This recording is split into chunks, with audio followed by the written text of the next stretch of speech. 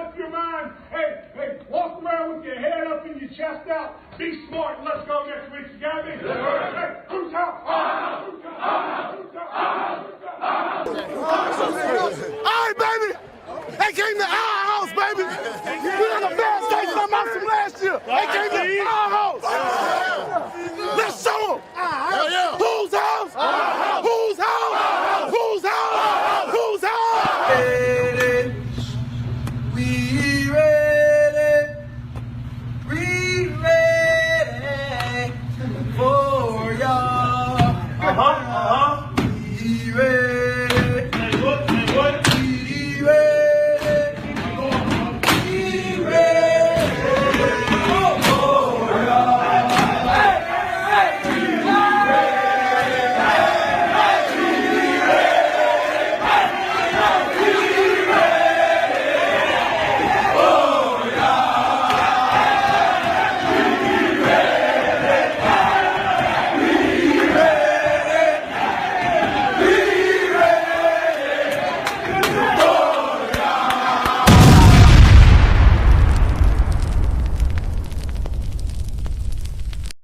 Fuck you, Cynthia.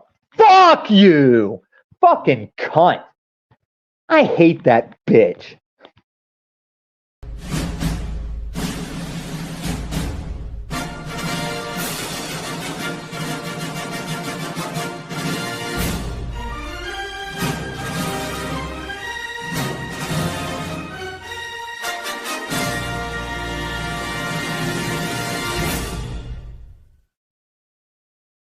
Y'all know that's going to be a good show when I come in like that. Like when I come in with the I don't give a doo-doo-doo, you know that's going to be something. I got something to say. So we all know that's going to be a good show. Welcome to this unexpected but inspired live this evening. Let me make sure to get a mic check, please.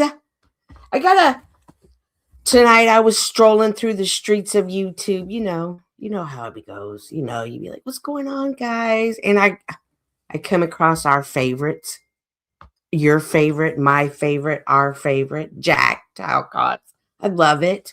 I love Jack. I do. I really do. Remember, I've met Jack in person, so I feel like we're connected. It sounds like sandpaper. What? Okay, let me do. Thank you, Antonio, for Jesus. Amen. Hey, fresh. It's literally stale. Your energy is amazing. Thank you. I'm excited. I am excited. But can I get a voice mic check? Because now I'm feeling. Oh no. Can I get a voice mic check? I feel like it's good. What do you guys think? Now I'm feeling, oh no. Okay, well, we're going to go with it. We're going to, ow, look what y'all done did. So anyway, so I go over to Jack's, and I've met Jack in person, but his chat can be kind of rough sometimes, so I don't really hang out in the chat. But, what is in my face? But, tonight was a stream that I felt like, oh my goodness. And I don't even know how to explain it. It's like the woman energy. It just was, and I was like, oh my God. These men, they need a mom right now. They need someone to talk to them in a motherly fashion, because the behavior that I saw of these men tonight, and I wish I could say it was just an offshoot, a one-time thing. I wish I could say it was one man up there, but it was many men that were up there. And listen, I will never know what it's like to be a man. I'm not a man. I don't pee standing up, so I'll never know that. But as a mother of two boys who grew into men, I do feel like I get to say something. I get to be a judge on the sideline. And the behavior that I saw of these men tonight, I feel like it's something that I needed to address And because it's Lent and I'm trying to work on being calmer and gentle, and I'm going to try to address it in my best motherly way. But I'm a stern mom. Like, hey, we can call my kids right now and they'll let you know, oh, mama never played. But before I get started and before we take that trip, let me say hello to the chat. Chuck, good to see you. You should be scared. Hank, good to see you. Always good to see you. Logical Spark, another excellent dude. Welcome. I appreciate you.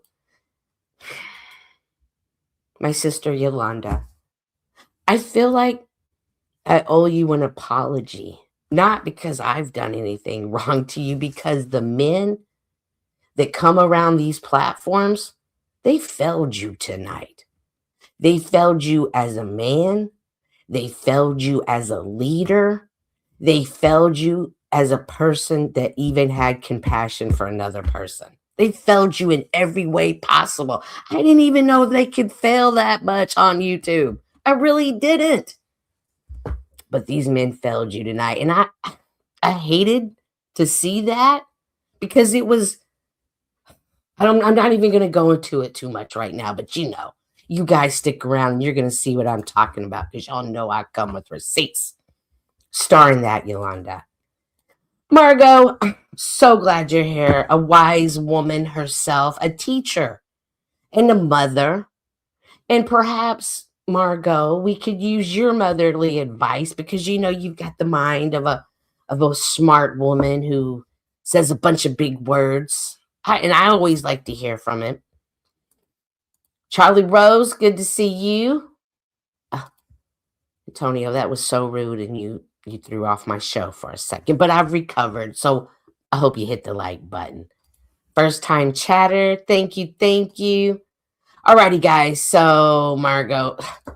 Oh, guys, this is my baby, and Snaps is involved in this tonight.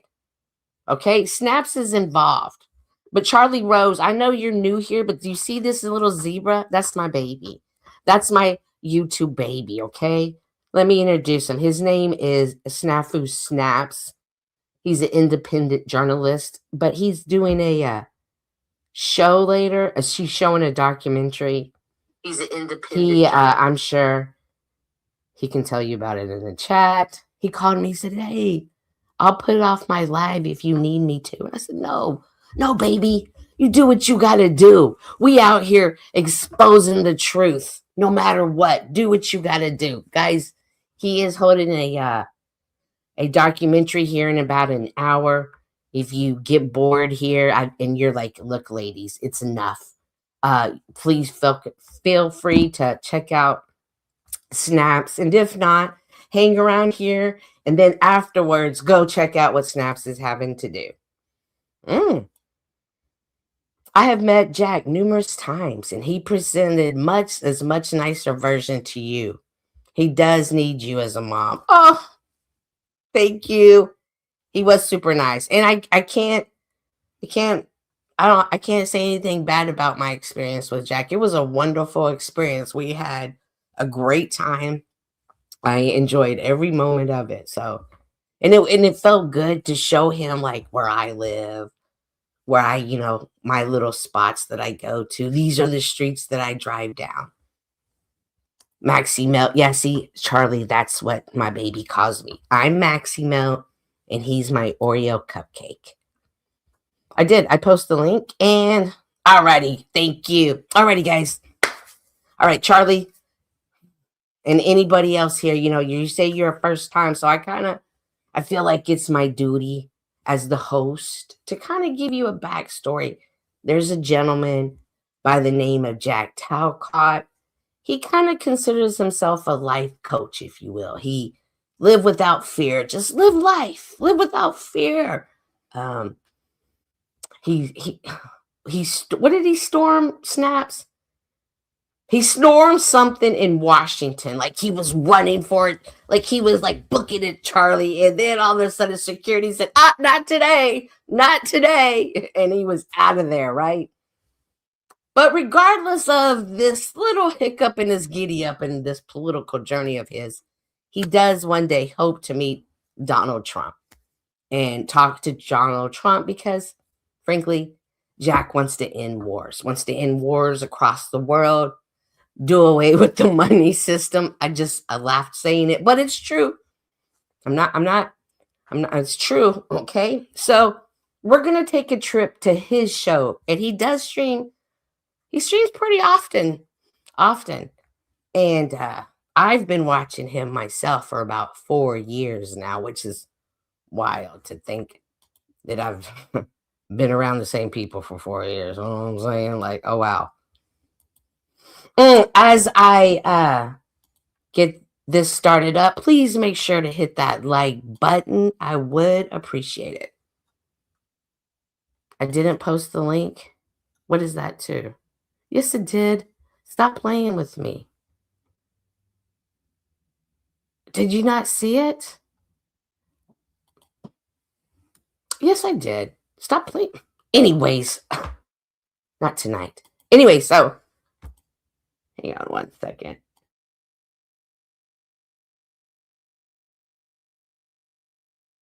Okay, let me get this started. Yeah, but who are you talking about accepting him, Jack? Okay, this is You? Paul brought it up. Oh, hang We on. accept you, Matthew. Oh. Been harassed. Okay, so Welcome to you, Tarek. I'm sorry. Even though I lost my Banned. What It's behind do a snafu? He thinks he needs to. me. Yeah, he's very hurt. I don't know. He's attention. An energy a certain way. okay, this is where we're gonna start. You guys, But it's much. with me. Not consciously. Oh my gosh. Ran away.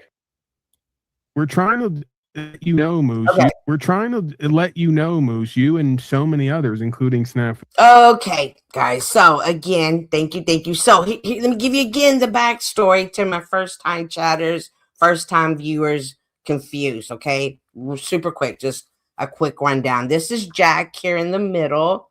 Live without fear. This gentleman that says, "That's your circus." His name is Paul. He goes by the name Paul Unslaved. He's not a slave to the system. He's about rights, principles, freedom. To heck with licenses and job. Who needs that? He's going to live off of the land. That's Paul. Over here, You're you have seen here. You're 10th man. 10th man's from Canada. Fancies himself a gay witch. I'm not making that up. I'm merely sharing with you what he proclaims himself to be. He brags about it. He brags about the things that he does. He takes credits for devastations that happens to others. My curse worked. And he plays in that realm, okay? And this guy down here named Daddy, which is not his name, but he is a daddy. His name is Moose. He's a self-proclaimed trickster, an amazing graphic artist when it comes to AI work. And then you're accepted. And then of course, oh my gosh. And then of course the guy there at the bottom there was my baby Snafu Snaps. So they're having a conversation, right?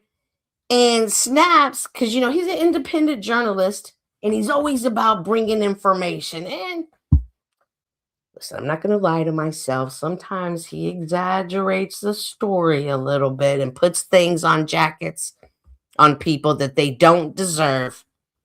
However, over these years, the 4 years, he has grown and become much more efficiency in his journalism, if you will. So he this is his dog right here, and I think we're trying to let you know, Moose. You and so many others, including Snafu Snaps, you know that, right? Because when you fail to see that chaos, the agent. Focus on you and accept what's being offered. Humble. Practice your humility. Will you show me humbleness? Oh, this on me. I'm a stud. You and accept. Now, Landry ran away. Please focus on you and accept what's being offered. I hear them focusing on me. I'm a stud. Okay, well, let's be humble. Practice your humility I'm with a this. humble stud. Will you show me humbleness? We are. We're You want to fix sharing. my clutch? No. Okay. Let's get off of the clutch and let's fix your heart. Okay. We've been I over definitely am this. off the clutch. The broken clutch on the vehicle is a perfect replication of your clutching inner space. That's It's not right on the all right. you're in He's squeezing, he's grabbing. Hello. To reach, Hello. to talk to the, okay, I'm going to breathe, and then I'm going to say what I'm going to say. right. See, remember your breath.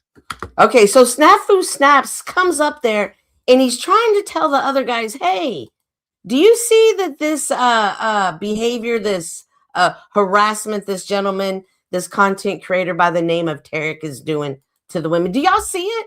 Do y'all see this? This is what Snaps is coming up to say to not one, not two, not three, but 4 different men on a panel. Okay, and this, so as usual, you know, Snap be a little rough around the edges. And so everybody's been like, Snaps, you know, bring it down, make it better. And I can see him trying. Good job, Paul. I'm trying to get him to unclutch, Jack.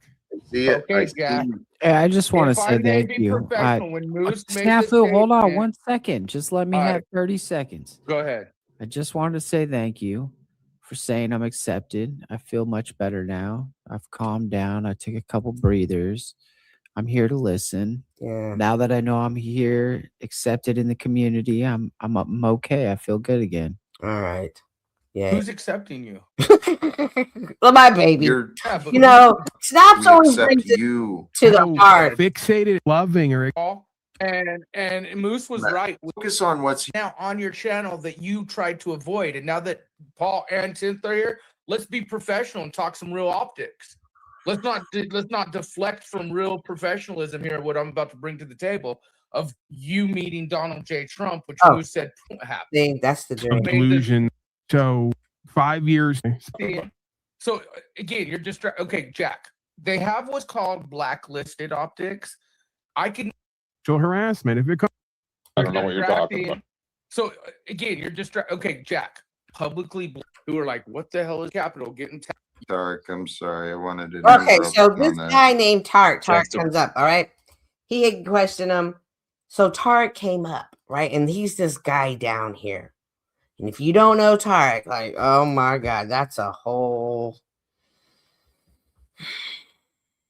you know, I'm working really hard during Lent to stay centered. But this guy is just, you ever meet somebody and you can just feel how evil they are? You're just like, yeah, okay, you just want to back away from them because you can just feel the darkness that like surrounds them. Like, remember in Snoopy and the Penis Gang, there was that little guy, Pigpen, that always had that dust around him. But you feel that, but it's like dark dust. You're like, whoa, get away from this guy. It might come on to me somehow, right? He's that type of guy, and somehow people can feel it through the computer, to the phone, to the tablet, to the whatever devices they choose. It's bizarre. And he claims, you know, hey, you know, I believe in God, but I love Satan. And again, I'm not making this up. This is what these people are. They are openly saying this. They are proclaiming it. They are owning it. So he's come up. He has been harassing a friend of mine, the young lady in the chat, Yolanda, where she says, I'm thankful for Jack that allowed me to come up. We're going to get there. Yolanda's, you know, she's excited, but we're going to get there. But she's just come. I guess something was happening in the chat. So he's come up and, hey, Chica, good to see you, girl. I want you to know every time I watch you clean in the kitchen, it just reminds me of everything. I, too, have to clean the kitchen. Like the kitchen, you know what I'm saying? If I could just to the moon and back, but still somehow always have food, but never have to clean it. That goals, okay?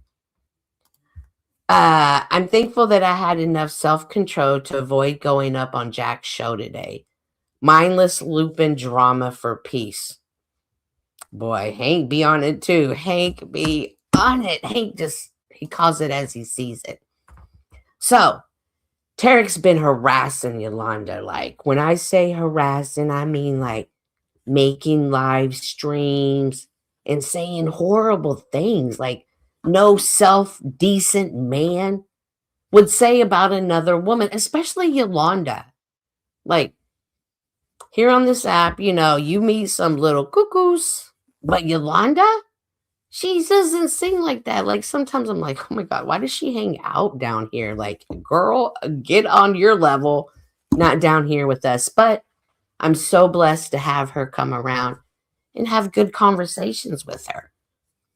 So he's been harassing her, but he's also been harassing a lot of women. Like, it's his funness, like his to-do list for the day: harass a woman, eat lunch, harass a woman, grab dinner, harass a woman, go to bed. Like, that's his agenda every day. So he's just popped up. Okay, I'm just here to be humble and practice being humble, even though I lost my wrench. You didn't lose your wrench, but you got banned from the chat. You're apparently really offensive to people. Whatever you say or do. I apologize, Jack. I apologize. I love it. I love it. I love it.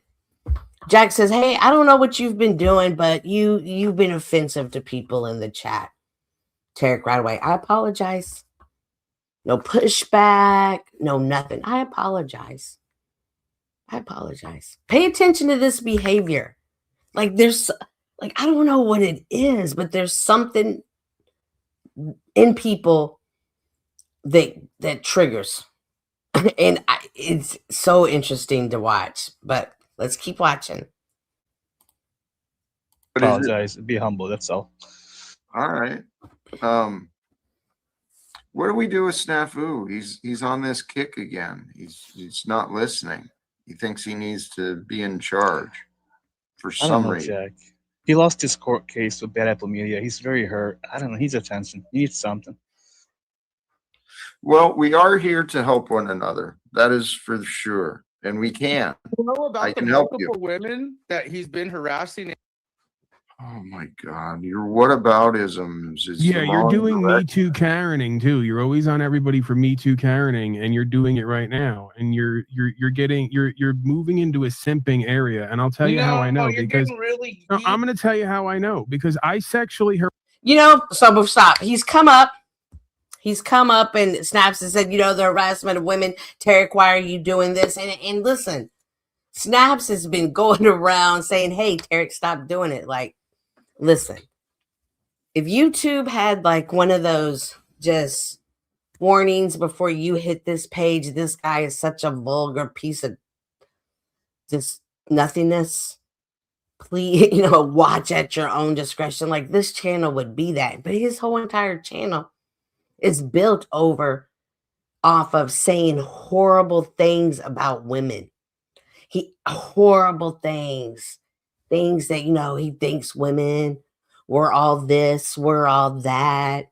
He's even had a man come up there and show his genitals. It's like not good. It's chaos. It's chaotic. It's right. And these guys are like, oh, Snap, stop. We can't stand it, Snap. Snap's always you with your drama. Like that. These men don't even want to hear it. A man harassing women? Oh my God, stop. We're not interested. Like, I don't know what that is. I don't know if that's just the men code, the men pack. We stick together. We stick up for each other. I don't know if it's that. I don't know if it's like tribalism off of men. I don't know. But it's flawed, because this seems to be a subject that men on YouTube don't want to deal with. They're actually going to turn a blind eye to it. When they see it happening, when people bring it up, nobody cares. It is, who cares? So he Snaps has come up, and then Paul harassed all the same women now, and you're moving into a simping area. And I'll tell you how I know, because I'm going to tell you how I know, because I sexually harassed all the same women that Tarek sexually. Y'all hear that? I sexually harassed. He said it. And Paul just straight up told us, I sexually harassed all these women. I've done it. I do it. And he's honest. He does do it. He does sexually harass women. Side note, he also lost his virginity in his 20s, mid-20s. I mean, does he even know how to sexually harass a person? But whatever, that's just my personal opinion. Treat it like a grain of salt or a bar of gold. But he just told you, I sexually harass women. Okay? Sexually harassed. And with me, they had no problem with it. But as soon as he did it, it became sexual harassment. That's proof right there of how women have a double or triple standard. Yeah, so see, I sexually harass women, and then he sexually harassed women, but they said something when he did it, which proves they're just making it up that we sexually harassed them. Duh, because they liked it. Like what? Inverted, chaotic. Men are so irresponsible, are so dumb. Where has society gone that, hey guys, who cares? I sexually harass women. You sexually harass women. Who cares when they come and complain about it? We're men. We're men. This is what men do. This is what we do this is what we do. This is wild. The fact that Paul said that gave Tarek the leverage he needed to continue, which he's currently doing at the moment. Margot does remind us, Jack does use drugs before the show. And sometimes, Margot, you got to. Okay? Sometimes it just needed. Okay? Jack always looks high as a kite to you, guys. Try streaming. Rocky, good to see you. Good to see you. What is meant to be sexual harassment? Is flirting sexual harassment? No.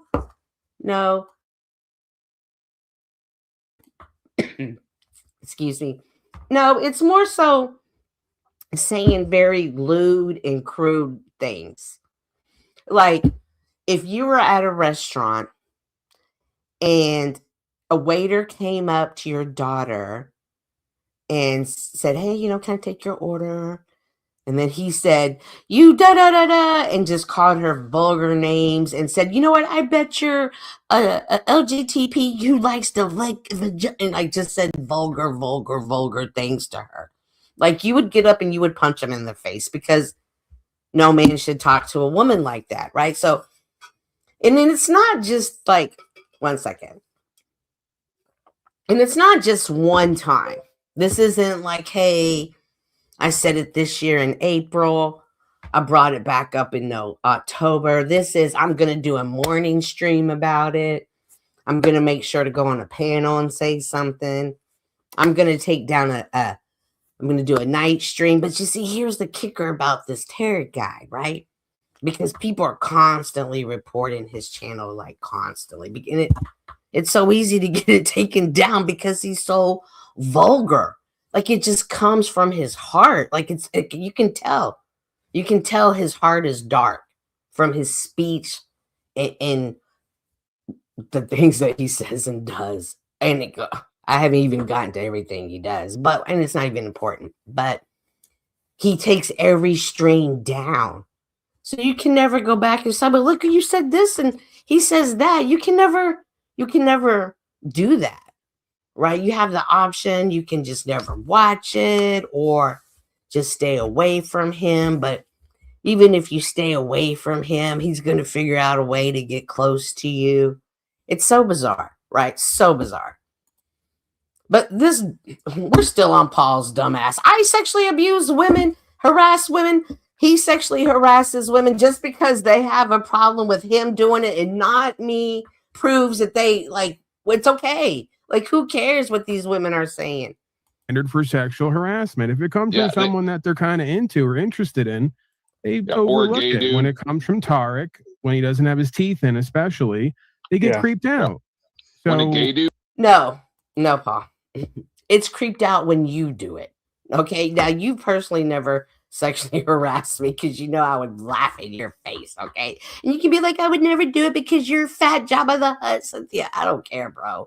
Whatever gets you off on not saying me and sexually harassing me, I'm fine with it. But bro, it's creepy when you do it. It's creepy when the fat slob like you does. You look like a leprechaun right now, Paul. You look like a leprechaun that somebody could play dot to dot with your face. It's creepy as fuck when some bum is sitting in a trailer park somewhere making some sexual advance at a woman, like that's what a woman wants in 2026, a bum to take care of. You hobosexual men and women have got to go on, okay? It is survival time right now, and nobody, not nobody in the real world or the internet has the time, patience, or money to take care of a grown adult who wants to sit on the internet and say, hey, I abuse women, sexually harass women all day, and it's okay. It's not cringe when I do it. You sick, dumb fuck. Anyways, I got off subject. My apologies. Let's go. You does it, you get carte blanche. I can say the most ridiculous stuff to women, and they're just like, oh, that's so funny, 10th man, you gay man. I do love how everybody was quiet. Okay, you talk about everybody in the room was like, and no, it's not funny when you say it either, 10th man. It's not funny at all when you say it. Who sexually harasses more, men or women? Who cares? Who cares, Rocky? It's not normal behavior. It's not behavior that we should just be approved of. It's just not. Like, no one should step out into the real world, just like no one should come onto these panels and be sexually harassed by another person. Male, female, same gender, opposite gender. It's not okay. It's not a good thing for society. It is not order. It is chaos. It is chaos. In the 80s, they made laws to protect from sexual harassment. Guess what? Nobody cares about those laws, just like nobody cares about driver's license half the time anymore. By the way, that was funny when you saw SIDS go to jail. Right.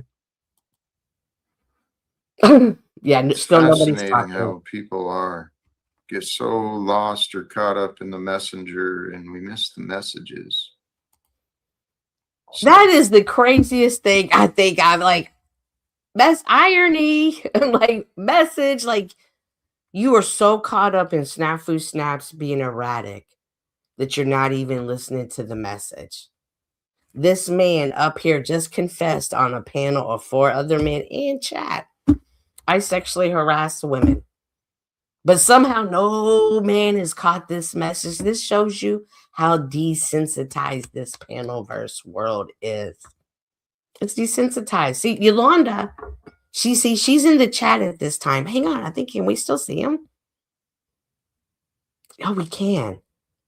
I appreciate you. Okay. All right, I think this panel's already listed. Yeah, I think you've already said it. Give me a second.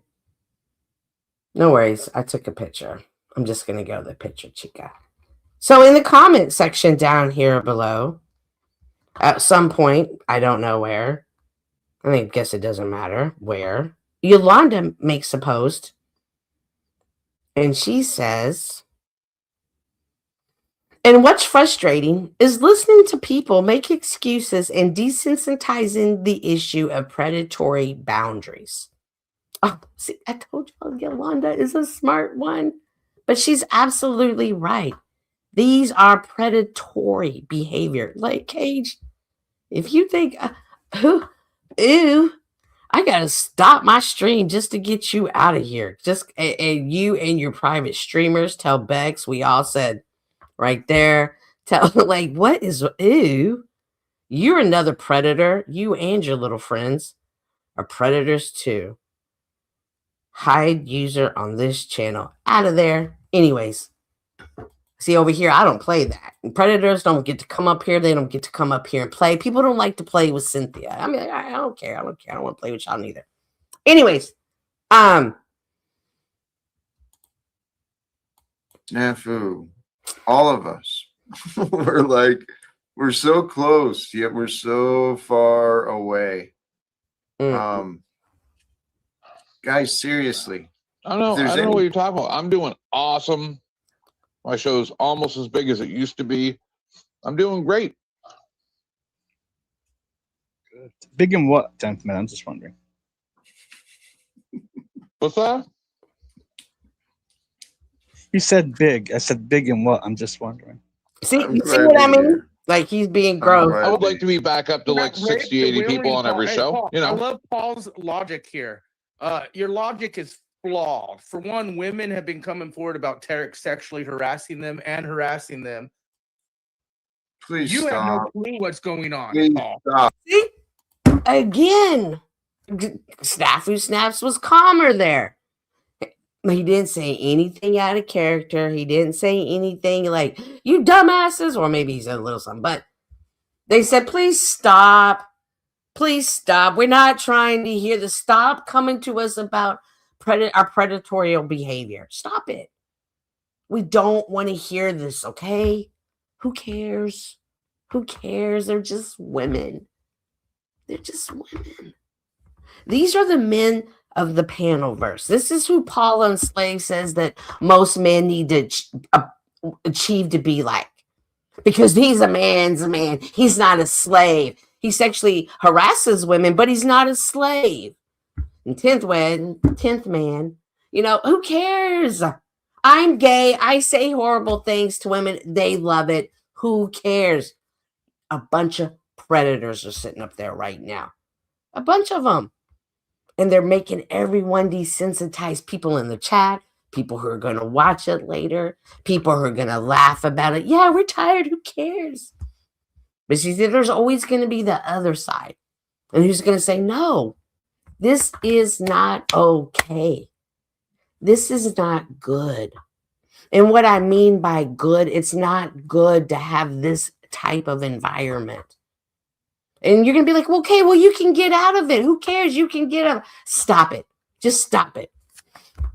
People come on here and they want to have conversations and they meet people. And just because you like me doesn't mean you should be subjected to people who don't like me making up stories about you. That doesn't mean that. We don't need to make excuses and desensitize it and say, well, just don't come around. What is that? What is that? No. You are saying, if you can't accept us being predators, you can't be around here anymore. This is the world. This is what we are. And Rocky, I know you know, Rocky, that this isn't the way the world is. This is not the way we are called to be. You know this, just like I do. Later, I'm tired of this. Good, then good. Get gone. Go on. Desensitize it. Make it like it's nothing. If you're not going to be part of the solution, then you're definitely part of the problem. And if you don't want to do that, just shut up and keep on moving. You didn't have to leave that comment. You didn't have to, but you wanted to, because you know what? You're tired of it. You're tired of it. That's wild. You're a father. You're a husband. You're a son. You're a brother. You're what? Oh my gosh, that is wild. But here we are. Let's be real. You're right, I don't, and I'm not so sure that I want to know. About what's going on. Now, if the women weren't bothered, I'm stopping it. See?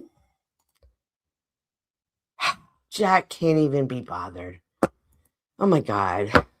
I'm living without fear. Snappy snaps. Don't bother me with this. I want to end I want to end war, Snaps. I don't have time to worry about predatory behavior of women. Okay, I've got real problems to think about. Okay, Snaps. Like, this is the wildest things to me. Oh, I'm on one tonight. It's girl power up here tonight, Joe. You know, and Rocky said he's tired of it, but yet I still see him in the chat. Liar. This is crazy, right? This is like what is someone to do? Like what? Like, these are leaders. Like, the head of the household is the man. the head of the household is the man. What are you going to do when you don't, I'm tired. I've had a rough day. I don't want to hear about your problems. Like, what is that? No, it doesn't matter. You still got to do what you got to do and get it done. But, whatever, it's just me. How do you deal with a man that refuses self-censorship? Jack, I'm right here. How do I deal with that? You give him a break for the night. These self-centered little itty-bitty bitches. These bitches. In the midst of having this conversation that a man has brought up, and remember when Jack said to Tarek earlier, your behavior, and it was kind of off, and he said, oh, I'm sorry, I apologize. But now they're here. It's something they don't want to hear about. There's something they don't want to, you know what I mean? Like, it's too real. It's too real. It's just horribly desensitized. Then that must mean women must still please her man even if she's tired. Okay, Jack. Oh, God. I called you Jack. Put that in perspective, Joe. I just called you Jack. Think about that. Think about that. Okay? Timing. Let's work on timing, Joe. That is wise, right? You give him a break for the night. Little tough love, and he's clutching again. Right? He's clutching. He has this idea of what needs to happen right now. He's not going to accept any other road other than the one that he's on, and he's clutching. There's an issue of women being harassed by someone else that's on the panel, that's actually right there on the panel right now. But Snaps is clutching. I mean, come on. He's on this path. These men, look how they're desensitizing it. They're belittling it. And this is who the hell thinks is a leader? Boy, you need to sit your white ass down, Paul. You can't lead shit. But you're 2 hours from continue the course. You're 2 hours from the witching hour. He's only going to get more animated as he gets more drunk at Sunday nights. This dumbass. See, this witch, he always be in his little, it's almost witching hour. And don't nobody on that panel know about witching hour except Tarek. Okay? Nobody's got the witch clock that's got the witching hour alarm going on but you. And if you knew anything about Snafu Snaps, you would know he doesn't drink. He doesn't drink, but your dumbass don't know that. You're just trying so hard to fit in because you just said earlier when nobody was paying attention to you, I would like to get my viewers up to about 60 to 80. Just so happens Jack gets about 80. Like, but I'm not gonna dive too deep into that, okay? I'm putting it out there and pointing it out. He'll be up here screaming the N-word and stuff here soon. I give it an hour. I don't think I've ever, Snaps, have you ever screamed the N-word? Has he? You would know. Hank would know. Hank would definitely know. Yes, now, Tokers. Yeah, for sure he is. Not drinking right now. He'd be in the hospital. He is triggered right now, though. But the thing is, Jack, is you just either have to accept people for where they're at or throw them out and don't let them around. Yeah, it's so tempting to get rid of him. You just got to accept him where he's at. I mean, that Snaps. He still believes that we can't harass women. He'll get there one day, though, Jack. He'll get there one day. This is basically what freaking Moose is saying to Jack right now. And Jack's like, I know. Like, this is like, what what inverted world am I in full of chaos that I wouldn't even let my female dog step into because I'm afraid of what would happen to them? Like, what is this? But you're like Jesus. You're able to hang out with the hookers and the thieves and the thugs and the. But you're like Jesus. Oh my goodness. Okay, we just gonna play games today. All right, whatever. Okay, whatever. You're hanging out with the hookers, the thieves. No, he's hanging out with the witch, the demonic. No, bro, it's different than that. It's different than that. Call you what you are. Like, listen, if y'all can scream, I sexually harass women, y'all need to start screaming, I'm the devil. Like, see, there I go again, just calling people hateful names. But it does feel like that to me. But maybe I shouldn't be that hateful. You know, I don't know. I'm still working through it. Yeah, but you say that I'm not. So there you go again. Where did I say that? I hate that I'm going to have to give you some shots too, baby daddy. Now listen, I am going to take into some, I'm going to bring some things up about you. I'm going to definitely bring some things up about you, but I want you to know I'm going to have to say some things to you too. And I hate it, but it's only because I got nothing but love for you that I'm going to do it. Let me make sure that boop, boop. Moose is playing intro for his AI. Yeah. Listen, yeah, I don't even know. You got Woosie, okay, which is what's up Cynthia interpretation. I don't need an artificial intelligence to tell me what I'm looking at. I'm looking at nothing good. I don't give a damn what no artificial intelligence, what some man got to put through because he doesn't have sense enough. And by the way, he is talking about Moose, who is sitting on this panel. This dude got to send shit through AI to figure out what's good and right, but he can sit on here with a panel full of men who say I sexually harass women, but he can't catch that. Get out of here. Get out of here. No, but Yolanda is about to come up. Oh, I am. And I already know. And I already know, you know, it's coming from love. So stick around. When I say you're quite confident in guaranteeing that I'll never speak to Donald Trump. What does that have to do with you being like Jesus?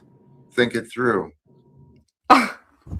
Jesus is not here. How is he going to talk to Donald Trump? Oh my gosh! I messed up. I pushed the button too wrong. No worries. I know where I was. He thinks he needs to be in charge for some reason. We're just going to skip to when Yolanda comes up because this whole talking. We're wanting to say that they're not going to recognize. Welcome back, Yolanda. All right. How are you? Good afternoon, Jack. It's good to see you. Thanks. All right, Joe, here we go. Here are women on the panel. And Joe, and just so we're clear, the panel will be open momentarily. However, I need to get through some of this, and I don't need no type of pushback from no man tonight. Okay? Because if you guys can sit up there and say, hey, we sexually harass women, I can sure as the hell say up here and be like, y'all full of shit. Step back away from me tonight. However, I will open up the panel in a moment. Oh, I know. Yes. Joe, another day. We got another day, Joe. This is a women power party, okay? Thanks for letting me up. I appreciate it. You as well. Please, there's another guest I don't recognize, but Zido. Are you there? Yeah, this is Zido. Oh, God, this is JT. What's his name? JG. Wait, what is it?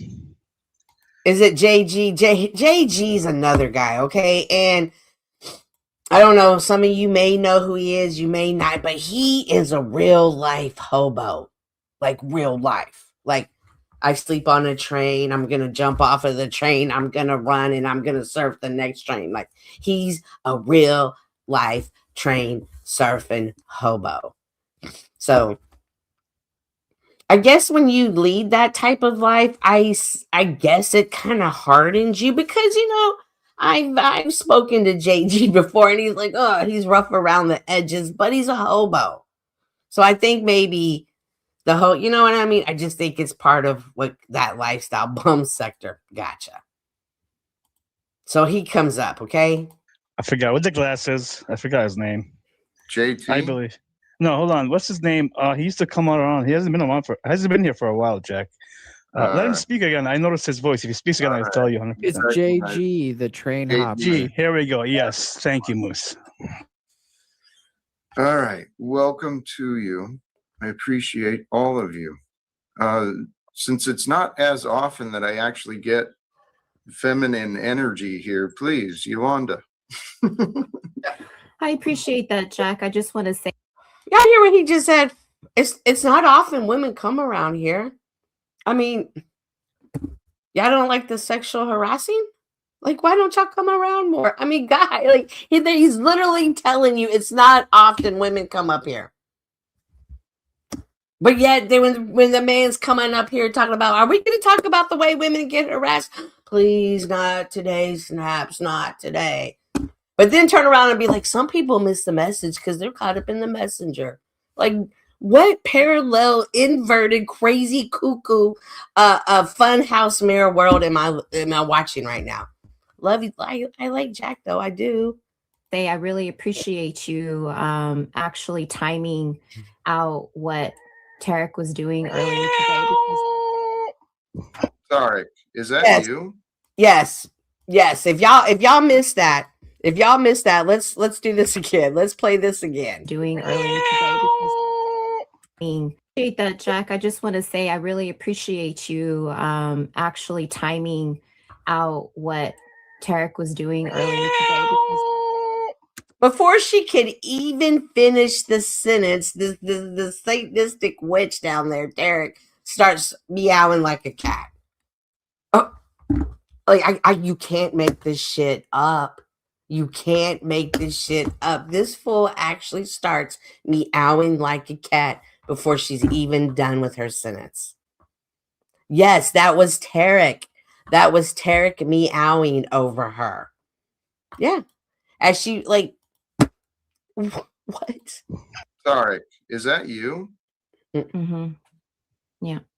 It's his dinner time, Jack. I'll get a bowl out for him. You can keep going. Instead of calling it out, instead of saying something, and we all know big ass, big mouth got nothing else better to do with his time but think of words that rhyme, Paul.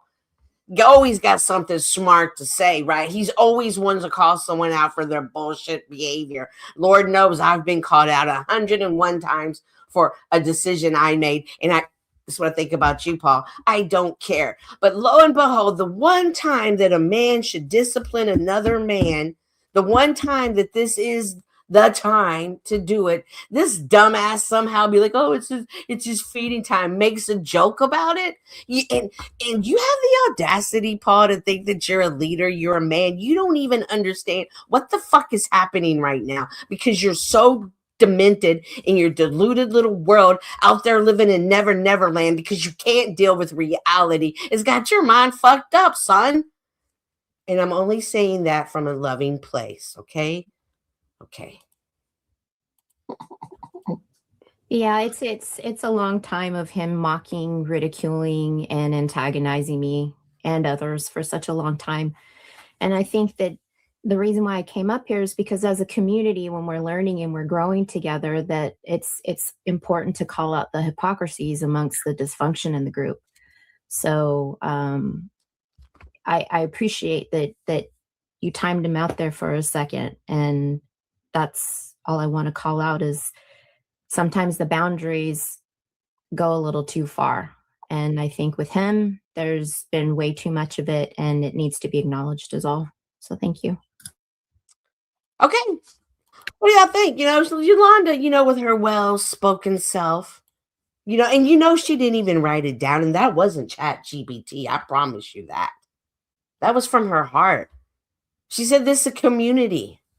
As we're learning and growing together, sometimes it can be pushed too far.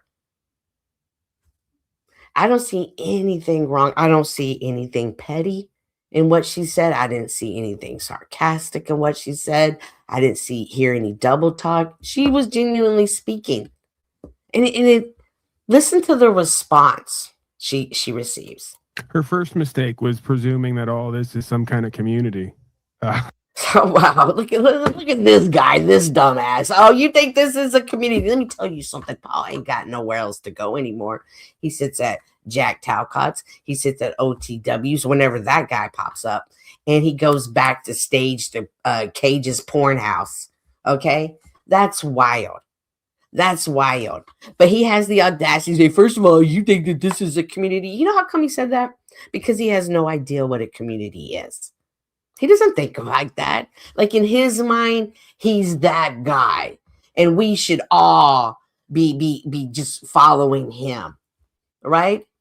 But it isn't. No, it's mental and emotional and addictive abuse on display. Well, it's a generic way of describing what we've created in in these spaces. Community is a generic way of saying it. Yeah, Yolanda. Okay, let me tell you what happened. See, he threw this ball like, and Yolanda hit that shit right back. See, Paul thought that ball was gonna hit her, but you see, she had her big ass paddle today, not that little bitty one, but that big one, and she threw that bitch right back to him. She just right back to his ass, right? Oh, and it got too real because this is probably the last time we're gonna hear from Paul for a while. It is a dysfunctional example of community, but it is a community nonetheless. It's a group of people with familiarity to each other, and I believe there are no accidents. I believe there are reasons that we have encountered with each other, especially online. Fuck yeah, Jack. Fuck yeah. Yeah, see, woo, Paul. And we all know Paul always got something to say. Paul said, oh, shit. This is grown-up talk. Oh, man, this isn't for me. Where's the kid table again? See, that was too mature and too grown for Paul. You see, Paul's not a father. He's never been a husband. Hell, he's not a boyfriend. He's a boy toy. He's none of those things. So he doesn't understand this. He's never been a leader of anything. So he doesn't understand what is happening right now in this moment. He just knows it's out of his league. And he did the best thing he could do, which was shut the F up. And I just want to say real quick, I'll be real quick. I think we should be grateful because there's some communities out there like a real ghetto where people are actually shooting each other and people are actually dying, starving, all. Yeah, there's some real other places, and that's right. I come from one of those, and that's just wild to me. That's just wild. I got 2 blowouts near San Francisco somewhere, and a community member I never met came and helped me out. See, that's because you're Joe MF and cool. You're not Paul. I'm too dumb and too arrogant and so self-centered. I wouldn't help anybody unslaved. 2 different things. You're 2 different men. You're a father. That man is not. That man is a little boy pretending to be a grown-up. Kinds of terrible shit. But everybody that seems to be on this panel verse seems to be in somewhat decent condition. I yield. Where is the love? This gay witch. It's not that bad, is what I'm saying. It's not as bad as people are saying, Right. think. Exactly. It could be better. It could be much better, right? We could do so much better. But it's not rock bottom yet. No. Well, that's my point. That's why I wanted to join. I would actually appreciate if Tarek came back on because it would be great to be up here on panel with all of you guys to mediate wherever the conversation will go. Because so, I'm gonna, interpret it. Yolanda says, hey, you're right. We're not there yet. For you. Love you, Yolanda. I love you and your optimism. But she's like, you're right. We're not rock bottom yet. And before we get there, because, we do have this crazy Satanist ritualistic bitch up here running around harassing women, not just Yolanda, myself, and other women as well. Maybe we could all talk about it. And you guys, not 1, not 2, not 3, but 4, 1, 2, 3, 4, 5. Maybe 5 of you guys could help us mediate it. Okay? Like, you talk about that. If there was a playbook on how to do the right thing when you had a problem in a community, like, let's just imagine, let's put our imaginary glasses on. And let's imagine that it's a time that we all have to live on land together. And we all have our teepees, because I'm a Mexican, so I just think Indians. Woo woo. And we have our teepees, and there's a woman in the tribe that you are, whatever that tribe may be, and she comes up to you, to the councilman, and she says, hey, I have a problem with this guy that is harassing me. He's 2 teepees down. I think maybe 1, 2, 3, 4, 5 guys help me mediate it. Maybe we could find some resolution that would make it beneficial for our community of all of our TPs. Because remember, earlier Jack just said it's not a lot of times female energy comes around. So she's saying, hey, maybe if we get this kind of corrected, maybe female energy will come around some more. Okay. Which I think that if there was a playbook and that's how you do that, that was exactly that. This is that moment. This is that. This is what is on Yolanda's heart. She doesn't want to come up there and be like, you know what? How come y'all don't call him out like I would? I'd be like, bitch number 1, bitch number 2, 3, 4, and 5. Fuck all y'all. Da, da, da, da, da. Y'all better bring my baby Snaps back up. But she went in there and she went in like the most pristine, good way. That's wild to me, right? But let's watch her response. Because on a macro version, we've got the Epstein list going on, right? And we've all talked about politics and the dangers of predatory behavior, the dysfunction of politics, and yet we do it here on a micro version with each other. And I think that Tarek and what he does is a small representation of exactly the same thing, which is the lies and the slandering, manipulation, the corruption, antagonizing. It was Tarek R. Epstein in this island scenario. This big baby. Well, oh my God, did I take it down? I know I did it. I know I did it. Oh my God. This guy right here. Wait a minute. Is Epstein. Is Tarek Epstein. Like, what is that? Right? Like, what was that? Like, oh my God. Like, I can't even believe people. Like if you take Paul Unslaved serious, you need to take a hard look at your life. You really do, because I promise you, there are way better examples of how to be a man, how to be a leader in the real world and on YouTube than that guy. I promise you that shit. You just describe a big difference in culture. Indigenous or matriarch structures. Yeah, okay. Thank you, Yolanda. I'm just talking about when people live together. This is my made-up world. Okay, this was the made-up world. When they live together, they go, and you have to live in a community. There has to be some form of communication in your community. And when you are coming to the person as, hey, I'm having a problem with this gentleman. And before she even got there, another gentleman came and said, hey, what are y'all going to do about these men harassing women? This man harassing women. And then what does dumbass say? Oh, yeah. I gotta have this one ready. And what does he say? Hey, I harass women too, and they don't have a problem with it. So come on. It's like, what is happening right here? Like, I don't care what that's this culture. I don't know what that is. So anyway, so let's continue on. Scenario. This is kind of interesting, Wrinkle. Well, I mean, I think you can kind of see where I'm going with that. But I just want to be clear. I've been next to Tarek many times. We've taken flights together. See, this dummy, this big dummy, he doesn't even want to have a serious conversation because he doesn't know how to have a serious conversation. If Paul Unslaved isn't going off on somebody and belittling them, or if he's not cracking jokes on people, he sure as the hell doesn't know how to engage in adult conversation because he is far from that. Your age doesn't make you a man, Paul. Age never makes anybody a man. But I was not on the island with him. Just jokes, like just disregarding. We're all a part of this shared experience, and yes, ideally the goal is to help each other become better. But many times we lose sight, and we focus less on ourselves becoming better, and we're so fixated on fixing other people. And I think that's somewhat what Tarek is doing, but he's revealing that in others as well. It's really easy. The reason why I also brought up the Epstein list, right? Look at what the government did. They were supposed to protect those people that were on the list, right? What they're calling the victims. And they purposely put their names out anyways, right? To set and make an example of them. And that's what I mean. Tarek does that. He keeps warning and threatening people that he has their addresses, that he's going to expose them, and he's constantly antagonizing people. And it's just ridiculous. And I think that as a group, like you just said, there's accountability for behavior that is out of bounds.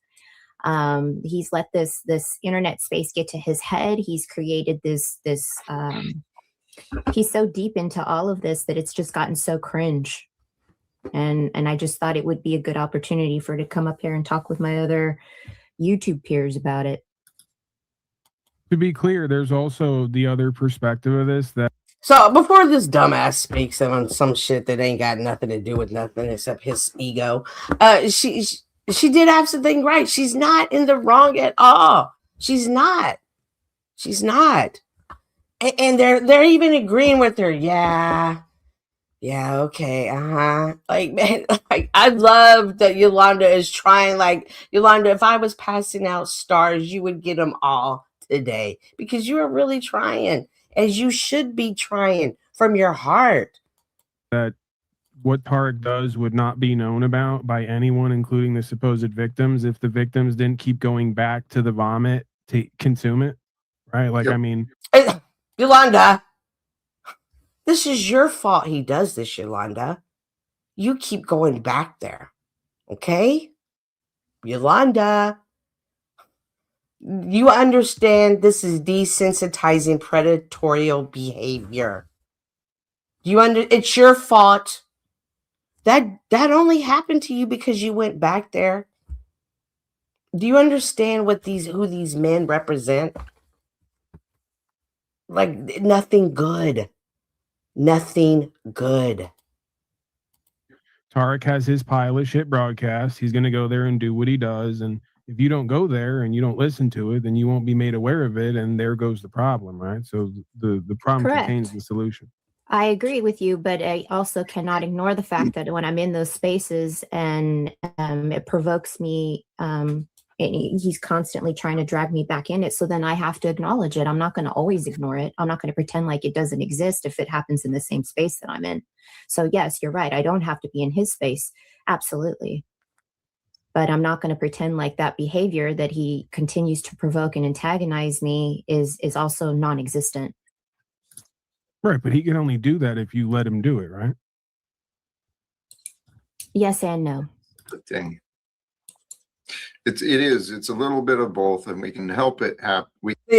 See, Paul tried really hard to put this on Yolanda because Yolanda, she had her big old paddle. She said, "Not today, Paul, not today." She threw it right back on. It got too grown up for Paul. See, Paul's used to G conversations. Occasionally he pops into a PG, but if he's feeling extra manly, he'll go to a PG-13 conversation. But when the conversations start getting real about real life, he's always going to back away from that, always. We can help it end, ideally, but on an individual path, I've been facing this in so many different ways, and what Paul is saying is the truth. Yes, and I also think it's important to not minimalize it. Fair. So that's what I think. I want to represent. It's also important not to maximize it. See, every statement that's made, there's an equal and potentially seemingly opposing. So here we have it's important not to minimize it. It's important not to maximize it. You don't maximize it. I don't minimize it. Is this what I'm supposed to believe is the solution? You don't budge, I don't budge. You don't say nothing, I don't say nothing. I sexually harass you. And never forget, Paul said, I sexually harassed those same women. I did it. I sexually harassed them. Tarek sexually harassed them. But don't maximize that. Okay? It's important not to maximize that. Because, damn it, we're up here on our drugs. We're up here living in our fictitious world because when we have to take a look at our lives, we understand we've got nothing going on, Yolanda. And come on, man, let us harass y'all because it definitely makes us feel better about us. Okay, so don't maximize it.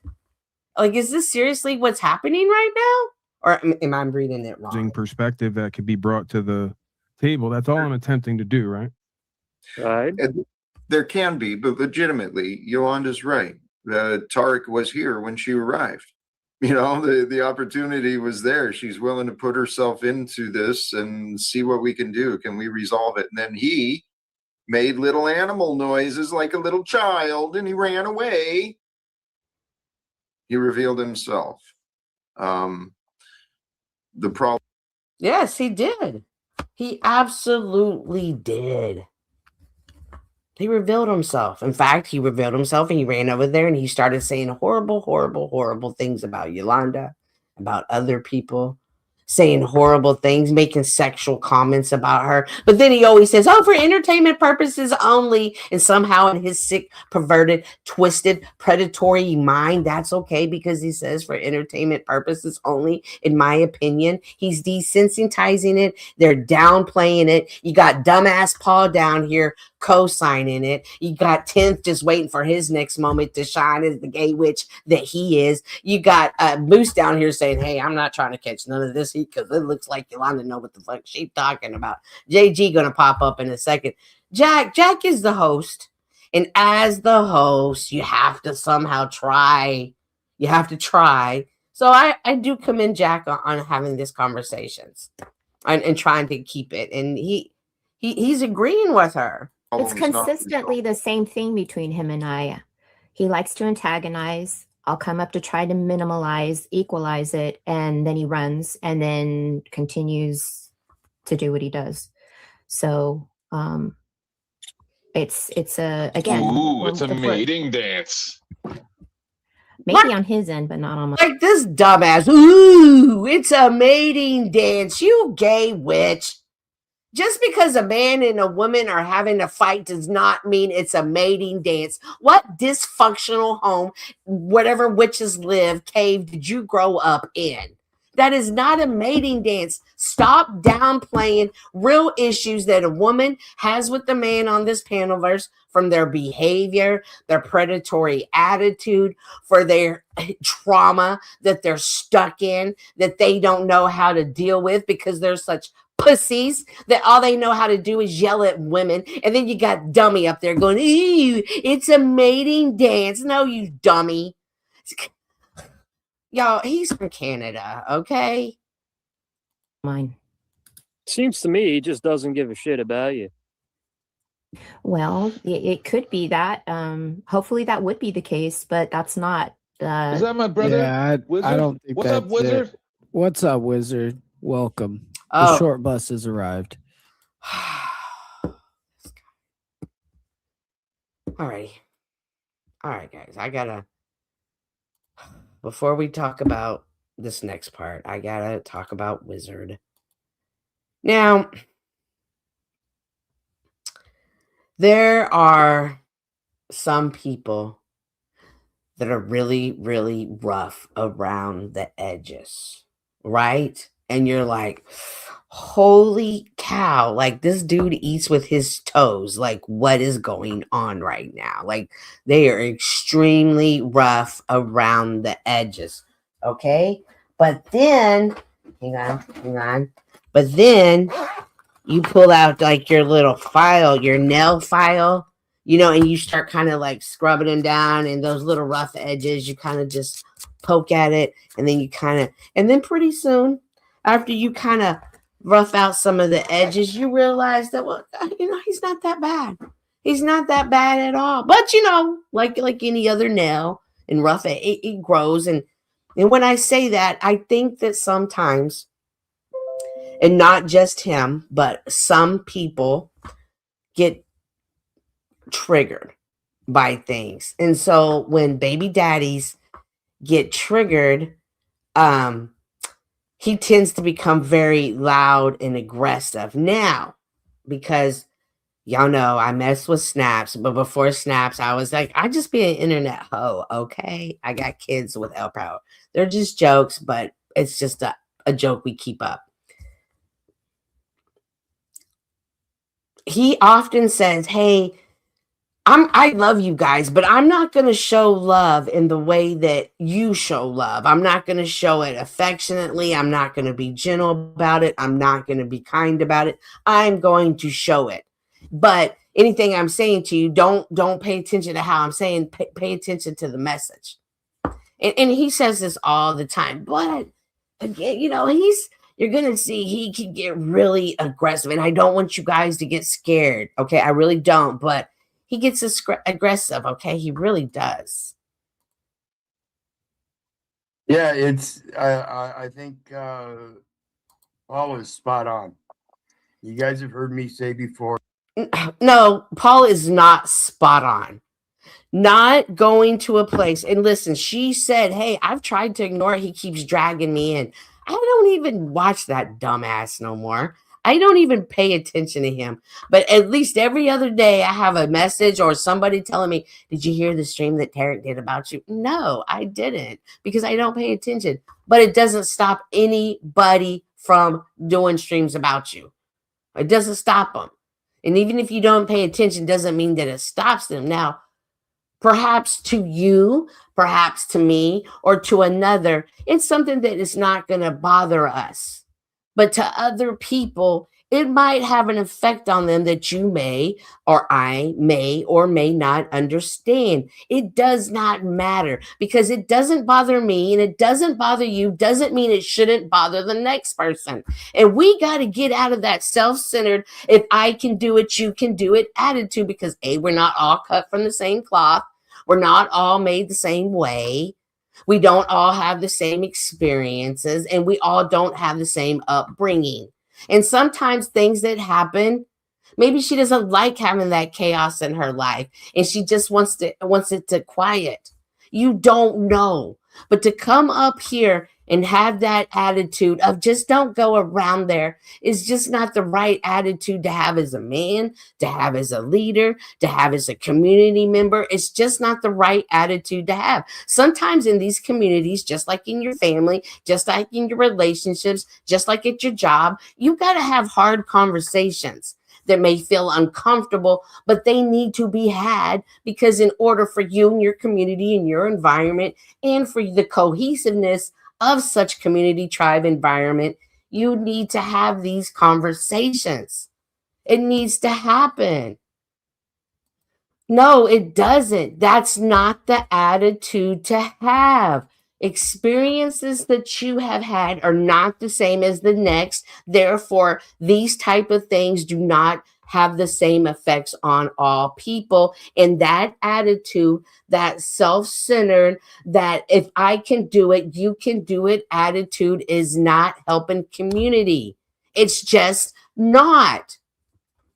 In fact, it's making a greater division. You've just seen Jack say, hey, it's good to have women up here.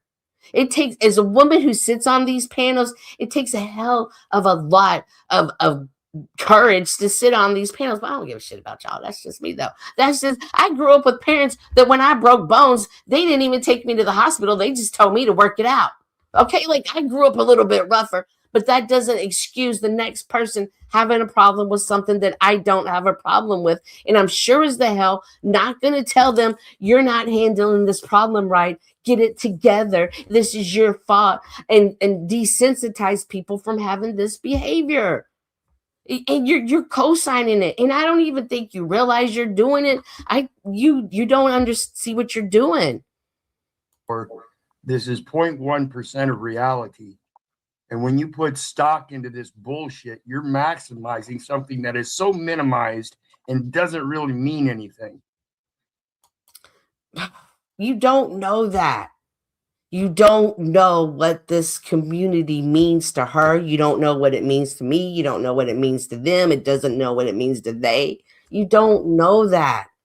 You don't know if somebody is going through something and they can find peace, they can find comfort, they may find inspiration, they might find healing, they may find something in this place that they need to be a part of. We've all seen it time and time again from other people.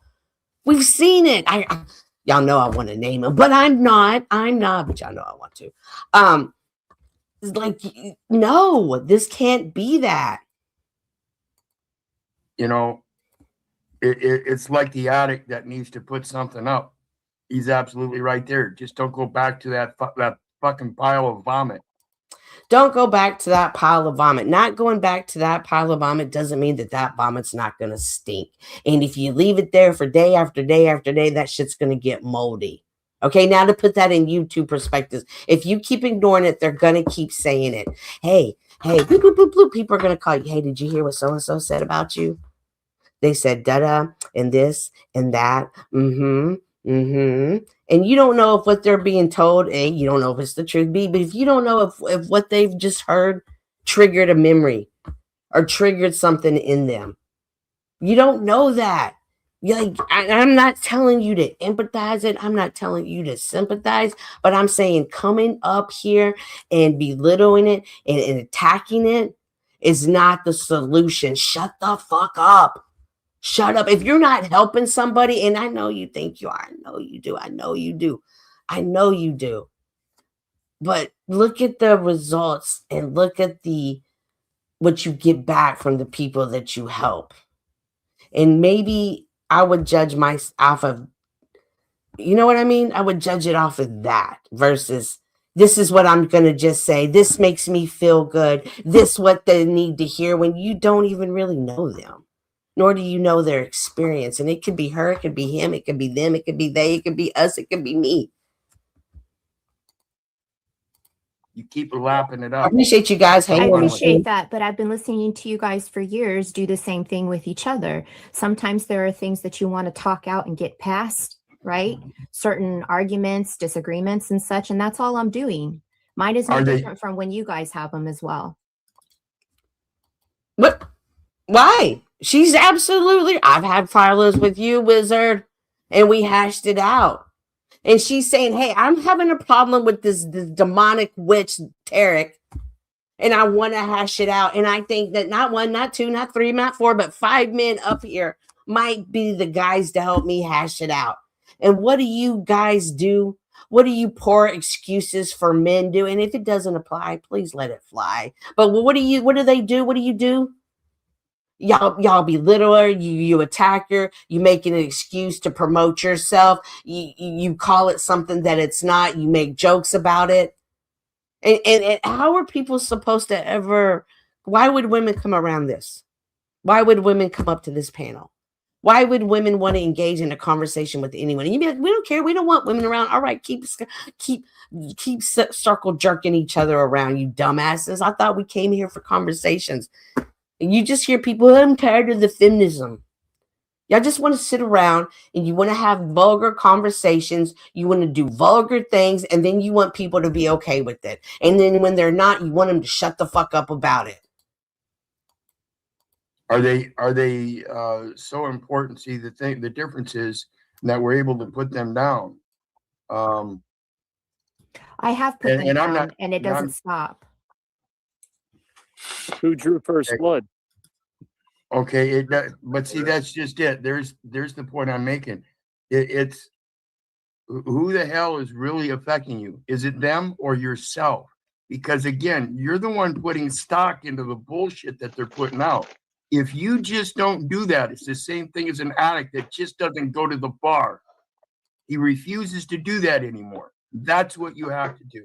That is not true. That is not true. That may be true with someone like Snafu Snaps, and that may even be true about someone like you, Wizard. That might be true. However, when you are dealing with a demonic entity, and the reason I keep saying that, because I know y'all be like, oh, she's so dramatic in this story. It's because he does rituals on people. He self-proclaims it. He says, I love the devil. He says it time and time again. He's proud of it. Like, believe it or not, there are those people out here that are like, yay. And they wear their little witch hat proudly, okay? Witches and proud. So it's not the same thing. Spiritually, oh my, what did I do with this? Oh my gosh. Y'all, my keyboard's going to go out. Oh no.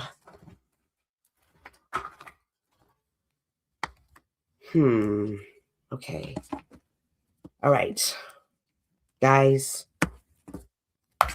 we're about to lose light. Sorry for the technical difficulties right now. Oh my gosh. I need my keyboard more than I need my lights. Sorry. Anyways, well, damn it. Damn you, keyboard. Oh my gosh, this was my fault for not having all equipment charged. Okay, it's back in the game. All right, I'm just gonna calm down for now.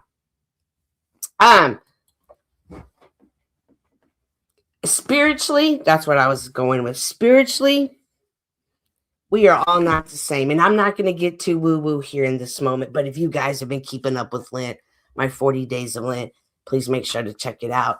Tomorrow's day 6. We're not all on the same field.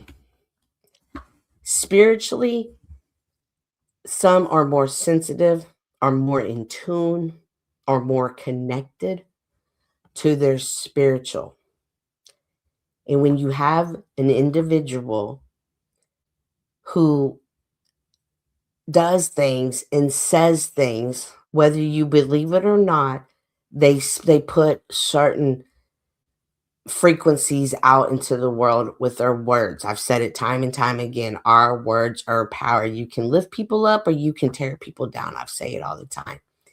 And when these frequencies, you can have negative effects on people. And you yourself may not understand why words can hurt another person or why words can affect others differently than it would affect you. I understand that not everybody's going to, see it that way, but we can't deny that it's there. And when we start denying it or dismissing it, it becomes not good. I don't want to call it bad because it's more than bad. It's something that creates chaos, and from chaos becomes iniquities.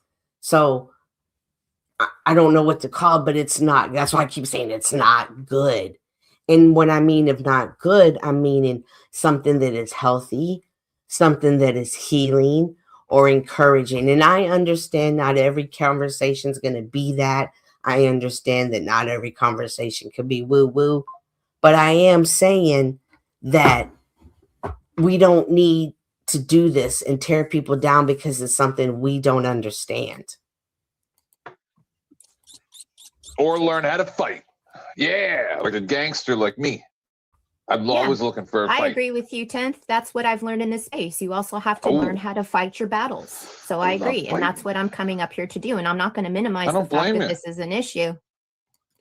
This gay witch, I can't say that enough. You should learn to fight your finals. And she, again, Yolanda's on par. Yolanda did all of her stretches before this match, and she saw every move they had coming.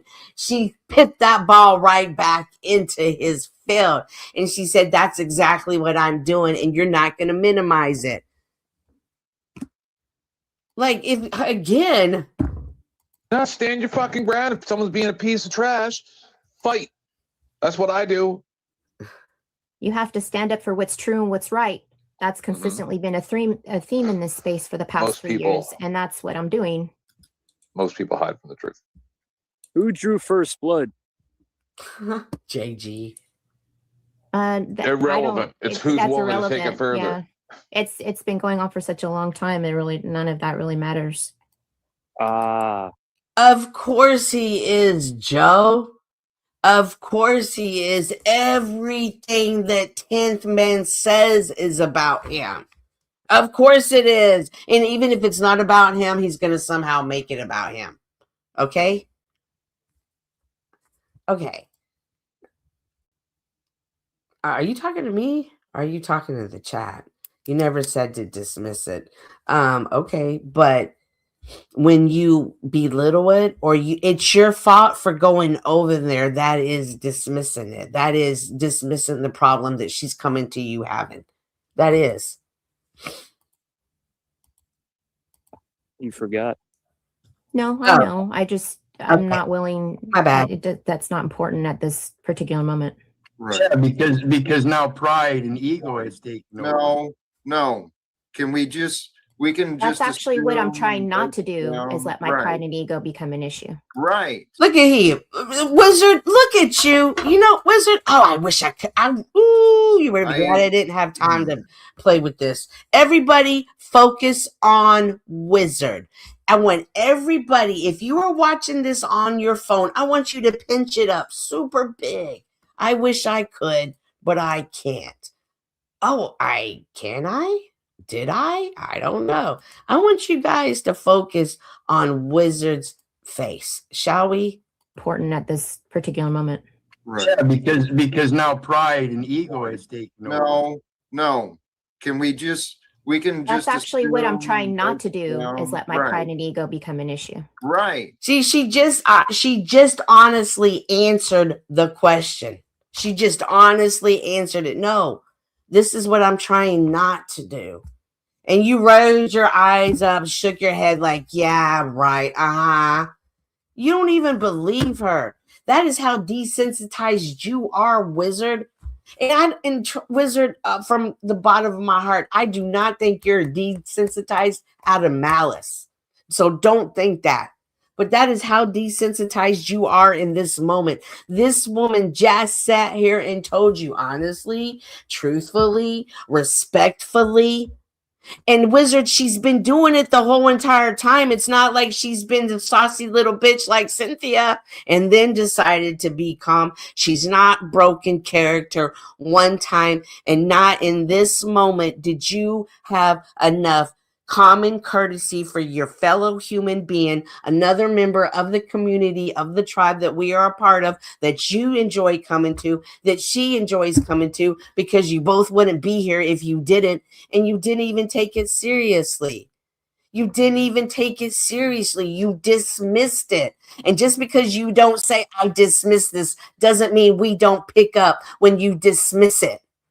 Women are intuitive. Any man that knows women are intuitive. And your little face, your little head nod, and your little rolling of the eyes just said, I dismiss this. But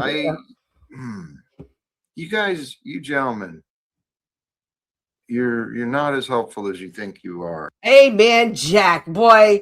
Amen, Jack.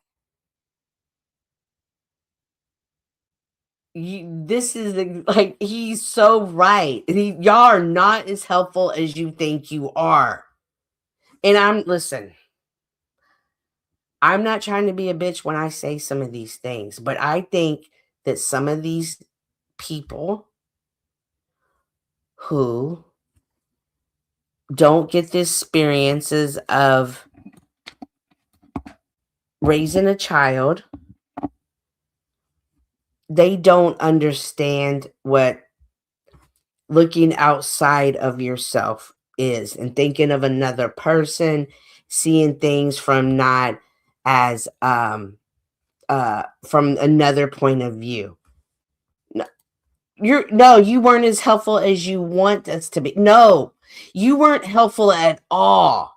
At all. And instead of just being neutral and staying out of it, you decided to come up and add to the chaos with it. And again, I don't think for 1 second you're doing this out of malice. I think this is Wizard being Wizard.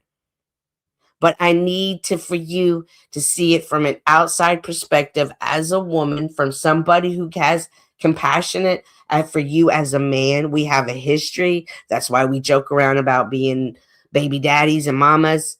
But I'm telling you, in that behavior, you were wrong for that. And again, I don't even know if you're aware of it, but that, from the outside looking in, it does appear that you're dismissing it. Yes, Pixel is Yolanda. Yes. Where you been, Joe? Jeez, Joe. What do you be smoking? It's fascinating. What do you mean? You don't think she should stand her ground?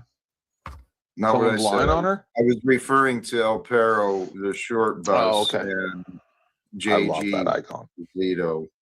Well, explain what it is then. Don't leave us hanging just by saying, no, it's not that, and then not a Wizard, I love that. I do. And again, Wizard, this is only coming from places of love.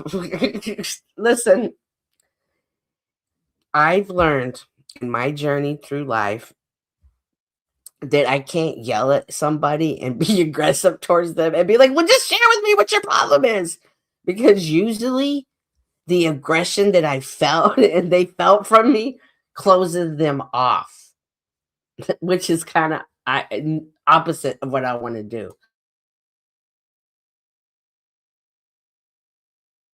Excuse me.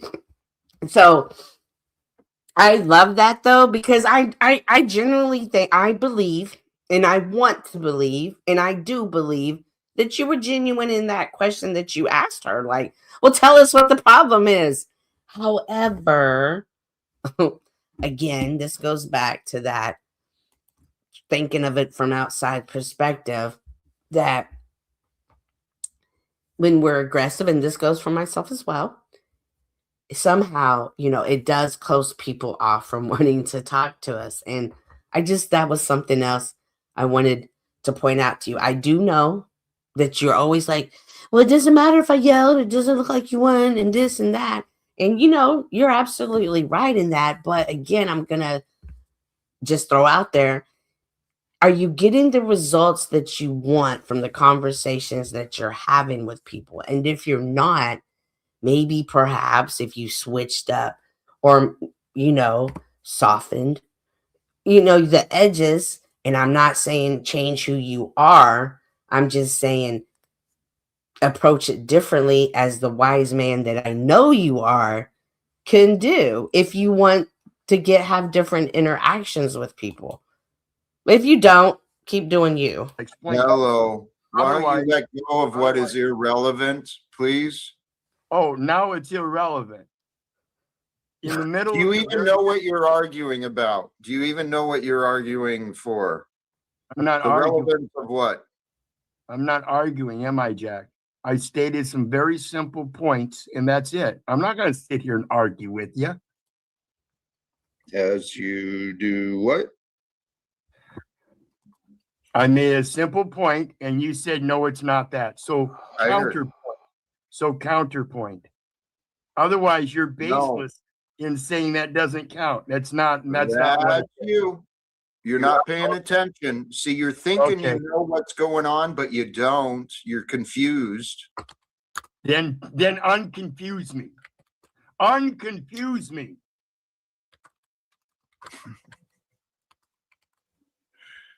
I can explain things, but only you can understand. Only you can understand what's going on, brother. You know this. Okay?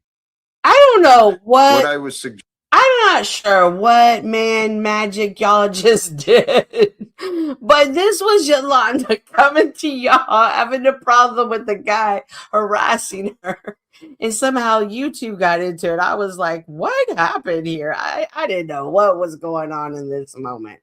And I, at this point, Yolanda's just like, forget it. Suggesting is what you and JG were bumping in with Yolanda, and then this subsequent argument and fucking red herring trail you just took us on. It's not relevant. Had no bearing really to any resolve or anything. Red herring, the ego and pride. I absolutely feel you on that. I have some real things that I'm dealing with, real people and real life-altering such issues. I'm doing fine in that. I know about your issues. I know about Jack's. I know about Joe's. I know about Yolanda's. I know about Snafu Snaps. I'm sure there's others I'm forgetting. Sorry if I'm forgetting y'all. And by all means, please, I wish, healing, guidance, strength through any journey. However, that never, ever is an excuse of why it's okay to treat somebody this way, or just be aggressive or be attackative, predatory. And I'm not saying you're doing all of this or even any of this. I'm just giving an example. So don't take it personal, because it's not directed that way. But if we are in a state of trauma, and it just happened on another panel with somebody else, and he said, hey, I'm sorry, I'm just going through a lot. That was real. That was real in that moment. You come up there and say, hey, I'm sorry, I don't know why I just yelled at you like that. I'm going through a lot. Nobody's going to be like, haha, we don't give a fuck. You shouldn't have done that anyway. We're really not there. Like, we're not there yet.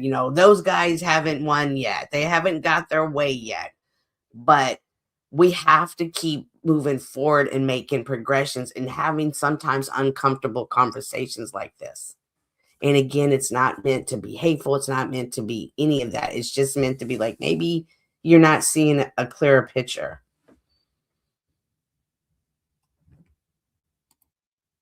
Is the red herring. You were revealing your own ego and pride, my brother. No, that's the foundation of what the whole thing started on. I know. Now you're making excuses as though you've done nothing wrong. I'm losing patience with you. Then start doing some self-loving, Jack. You're in denial, brother. Jesus. I've tried so hard to communicate. I'm the one that's in denial. She's the one over there saying it's not about pride and ego, which is how it started. Holy cows. That doesn't matter anymore. I'm trying to communicate with you about you. You now want to argue about her again. Yolanda. Then let's get back to Yolanda. Absolutely correct. Because you still haven't counterpointed about whether it's ego and pride. It's gone on to something else. Well, what the fuck else is your ego and pride has taken over? Well, what the fuck? Look at yourself and you'll understand my frustration.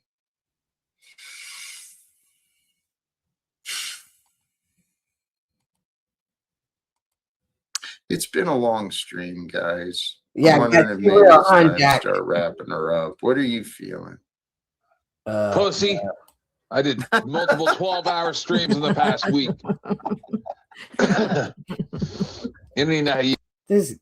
This gay witch. You're terrible at this game. You just kick him? I put him to the back. He needs a timeout. Yeah, you'll learn. You'll learn. You got to watch my show more. It's very easy to deal with these things. Wizard was accurate in his assessment of ego and pride. Yes, there are certain things to my ego and to my pride. But why is he yelling? I never know why. That's just Wizard, did you hear what she said? I never know why Wizard's yelling. Wizard, I don't want people to think that about you. I really don't. Like, come on. And that's not even a hard diss or anything, but that's not something you want to add to your resume. People never know why I'm yelling. Like, at least let people know why you're yelling. And even though you keep explaining that over and over again, this is my way of showing love. Like, people don't always understand that. And so they are left in confusion. And I can't imagine you wanting people stuck in confusion. Who wants to have conversations so I can leave people confused? Isn't that defeating the purpose of the conversation? I mean, that's the way I'm looking at it. I have dropped the link. The panel is open if anyone wants to come up. I see Yolanda down there. That's what. So you got to switch it. You got to be like, okay, I get all that, but why are you yelling, brah? I just know that I'm trying very hard not to let myself and my presentment get too overly excitable, because I think my God, just accuse him of having a small penis and cut to the end. This predator, this gay predator. Why does it like why? And I guess, I don't know. I suppose, is this the way guys talk to each other? I mean, is this barbershop talk? And then if this is guy talk, is this the way y'all talk to women? Is this what we want? Is this good? Healthy?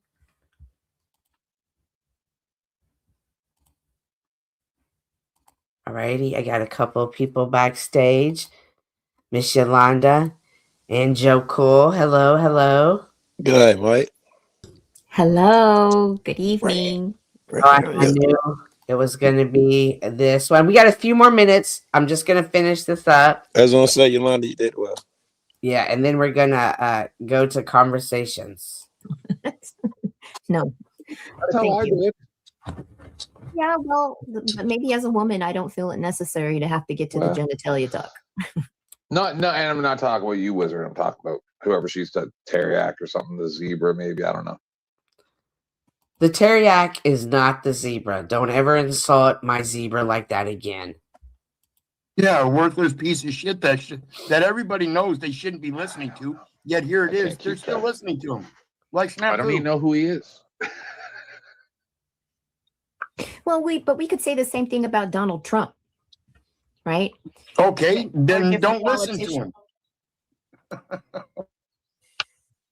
I don't. I assume 99% of what comes out of Donald Trump is a lie. Listen, I believed in UFOs until the government said, yep, there's UFOs. And then I said, oh, they're probably not UFOs. Well, I can see that this isn't going to get anywhere. I appreciate you letting me up here, Jack. I just really wanted to be able to come up amongst my peers of YouTubers that I've been having conversations with all these years. And we have our ups and downs in conversations. This happens to be one that is a down for me that I would like to equalize and try to move on and figure out how to do better and be better. And that's what we talk about a lot over here on in your channel. And that's all I was trying to do. But thank you very much. I appreciate your time and take care, everybody. I'll see you around. Fuck yeah. Thank you, Yolanda. I appreciate that. I think they said something. She read me. She read me pretty well. I mentioned who that lady is. It's time to start wrapping up, please. That is our friend. Nobody cares.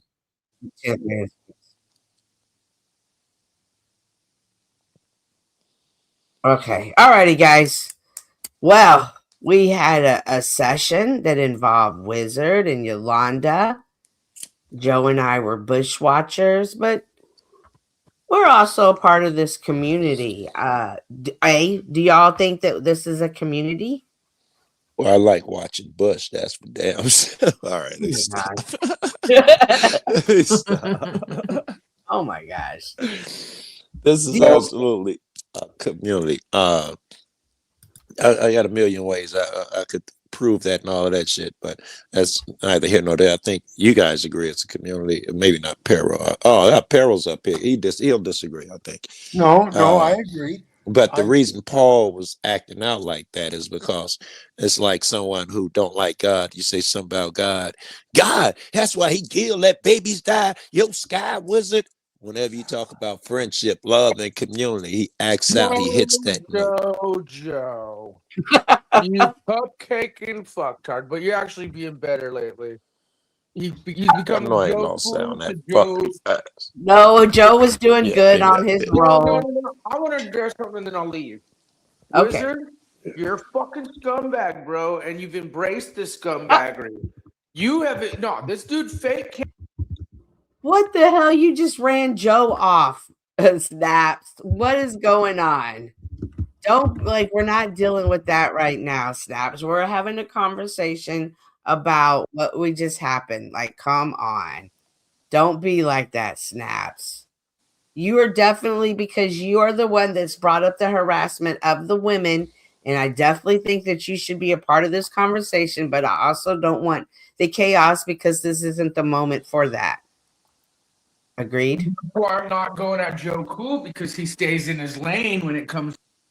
He said, yes, y'all just keep me backstage until y'all need me. Go ahead. Don't worry, you'll be coming back up periodically. Okay, go ahead. What were you saying, Joe? Go ahead. I thought I don't know when I was just saying that the same way people act out when you say, God, because they, got something against them, they're immediately like, God, the one who let people die, yo, Sky Daddy, or, they get mad. I sense that same energy in Paul when you talked about community or friendships. A lot of people up here, not just Paul, you be like, yeah, that's my friend. Ain't no friends up here. It's because they've been hurt and wounded or something.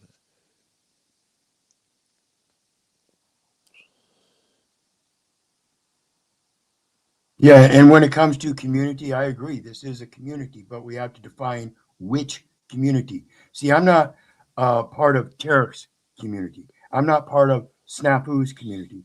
I'm not even part of Paul's community anymore. Remember that? Okay. I do. So it's a matter of associations. And when we think about that, this is a parasocial environment. That's why I say it's 0.1%. Joe, you can call me a friend all you want. I don't call any of you friends. When we get beyond that 0.1%, we step into the real world and we can come face to face and shake hands and have the real association. Then I'll call you friends.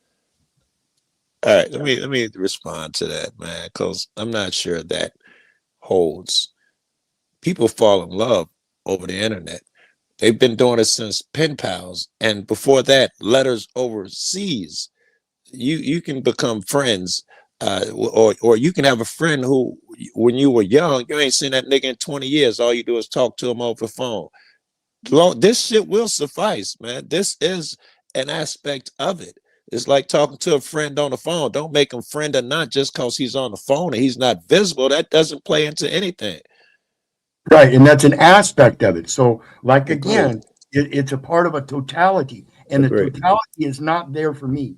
And that's because my personal relationships have become stringent upon very certain criteria. You do not lie to me. I think I hit it on the head when I said Paul was harmed. You'd fall in that same category. Someone betrayed your trust or something, and you're angry. Fuck you. Ain't none of y'all my friends. That 10th man shit. Yeah, and that's part of it, and I can't deny that. It's actuality. So when it comes to the anger, and I express that anger, I am truthful about it, and it is a loving anger. Because if you saw me in my real anger, when I hate people, I'd be burning your fucking house down. I'd be stabbing you. I'd be hitting you up inside the head with a shovel. There are different connotations to this reality, and so when the reality on here is only 0.1%, I can never hit you with the shovel. Okay, go ahead. Bullshit. Not only are you supporting predators. Okay, he said he doesn't believe you. You said something in here. he Just said set the translation. He said run it through Google. Oh, he said he doesn't agree with you. Listen, Wizard, you did say something that you don't consider Snafu. Snap's a part of your community. You don't consider Derek, and you don't consider Paul Unslaved a part of your community. My question to you then is, where you're sitting on a panel with Snafu Snaps, you sit on panels with Paul, you have conversations and interactions. By my definition, I would consider that community because it is somebody in the same space that I am. What She's is your got a good definition? argument there. Okay, so the community, understand the verbiage, and the communication is part of that community. So if you cannot communicate with people properly, is it a proper community? It is. It's just like every other community. When you go outside to the store, you get along with some people, you don't, but everybody from the outside would say that's that community. You're not gonna ever get along with every motherfucker in your community in real life. You got assholes and shit. It's still a community, your community. I think logically. Right. And you're taking it out into the real world and trying to make a comparison that I'm trying to tell you cannot make. I just did. But the digital space is the real world, because we're going to use Tarek as the example. This man is looking up people's public records, threatening them that he's going to show up to their house. Someone showed up to his house. Someone showed up to his house. And I think it's important that we point that out, that is irrational, irresponsible, and unacceptable. Absolutely. And this goes to what Cynthia was talking about here months back. When these interrelational communities start getting involved out in the real world, how is it they were friends online and all of a sudden in the real world they weren't? That's not really a thing. And somebody got shot. That's not really a thing. No one, well, I shouldn't say that, but the people who went in these positions where they showed up to people's houses and got shot. Hang on. The people who showed up to them houses and got shot, they weren't friends online. They were beefing to begin with. Most people, I've seen hundreds of people in real life. I've never even gotten into an argument with any of them. Not that I can recall. It's always been great, man, in real life. And I've met people on here in this online space in person. Yeah, and in those relationships, do you meet people like Tarek and Snafu that are running around doing what they do? Do you just wantonly go out and want to meet them, Joe? I've met, a guy who I didn't know was like that at the time. He was professing to be a Christian. You didn't know at the time. But later he definitely turned out to be worse than a Snafu by 10 times. He's exponentially worse than a Snafu. I've actually met somebody like Tarek. No. It's funny because so your precognition. Hang on, let's snap. Hang on. No, the Go ahead, Sap. DEX that Wizard is not part of, but he uses the digital experience for social media use, probably for banking use, definitely for fucking social media use, as I bring up. He has been involved in scams for over 5K plus, whether you like it or smoking right now. No, but here's the deal. The Predator support optics, the New Age preaching, and the anger and bitterness optics. But what I do see is I see a liar. And you're part of a community. This community is the DEX. We monitor all you fucktards in it, Wizard. We're all part of this community, and especially within this community, because there's so many multi-communities within the DEX that deal with their own same wizards, their own same commies, their own same Jokuls, in just a different fashion or form, because we are cattle. And she noticed who does all this stuff and, you know, tries to mock it. But again, we're talking about a man who scammed thousands of dollars faking an illness.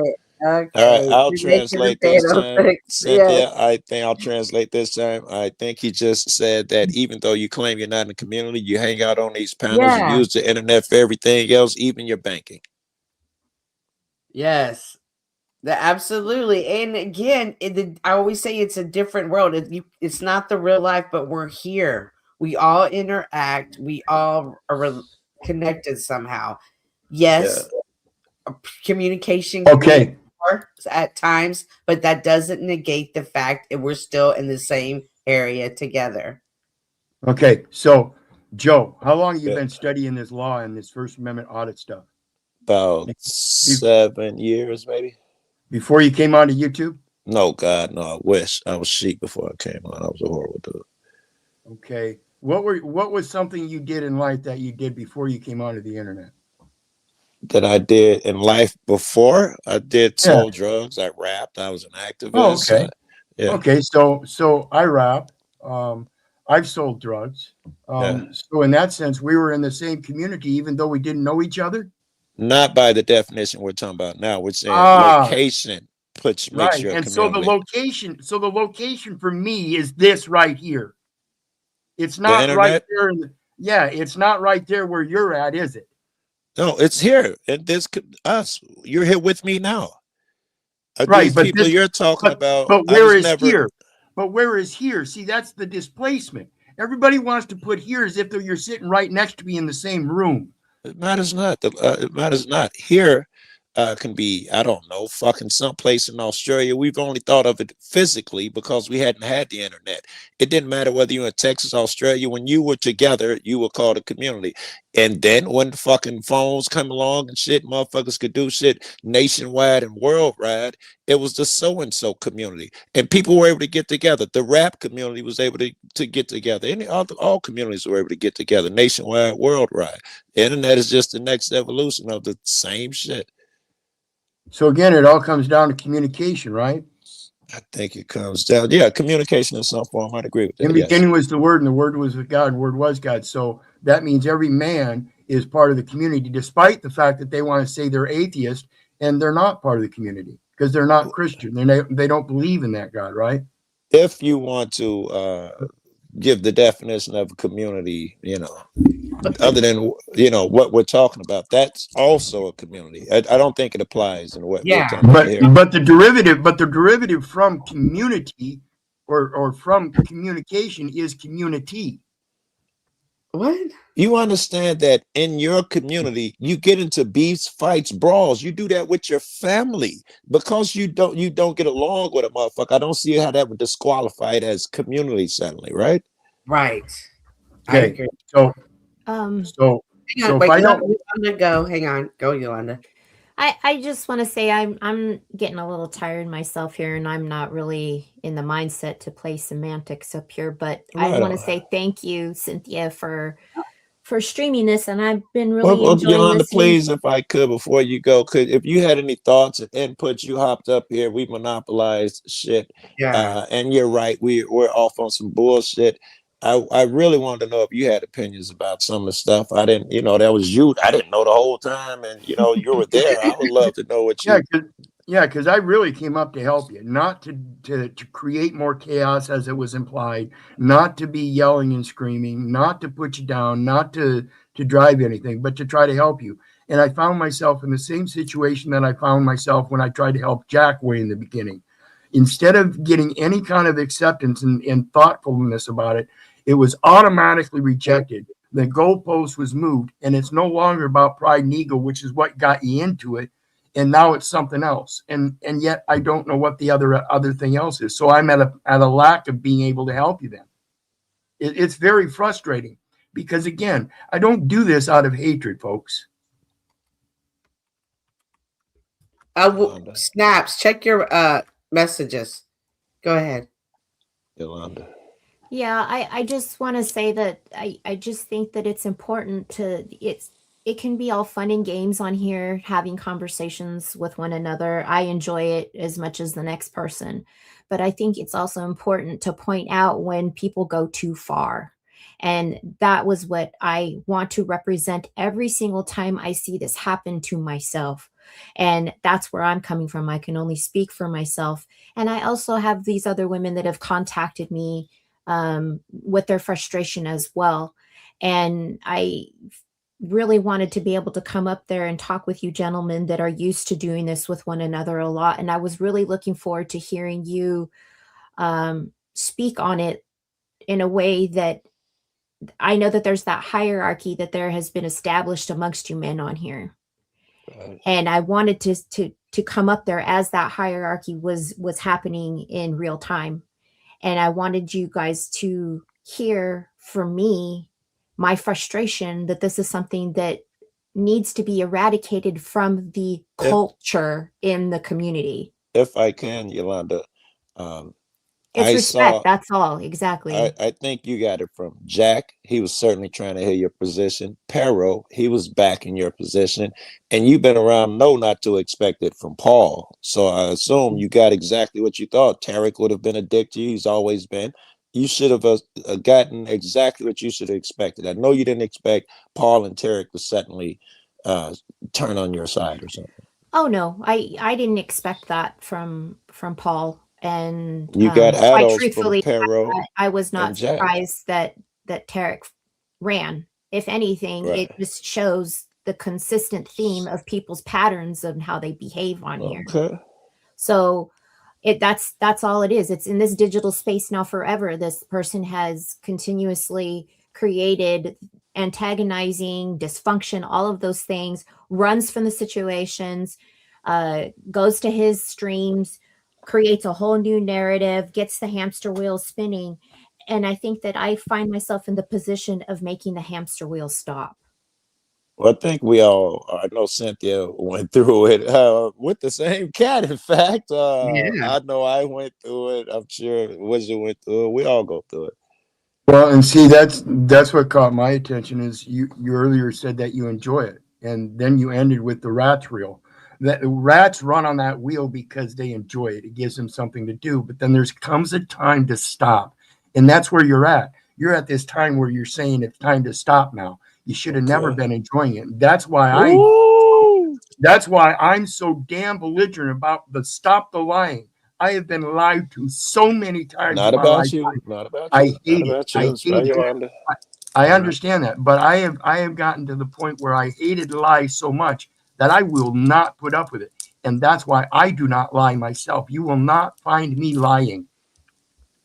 Well, and Tarek is constantly lying, right? And people enjoy that. Right. And they enjoy it. And he gets invited into places and he gets his wrenches, all of these little things that we use in this space that get abused. Right. These are supposed to be tools to help us with these channels and in this space.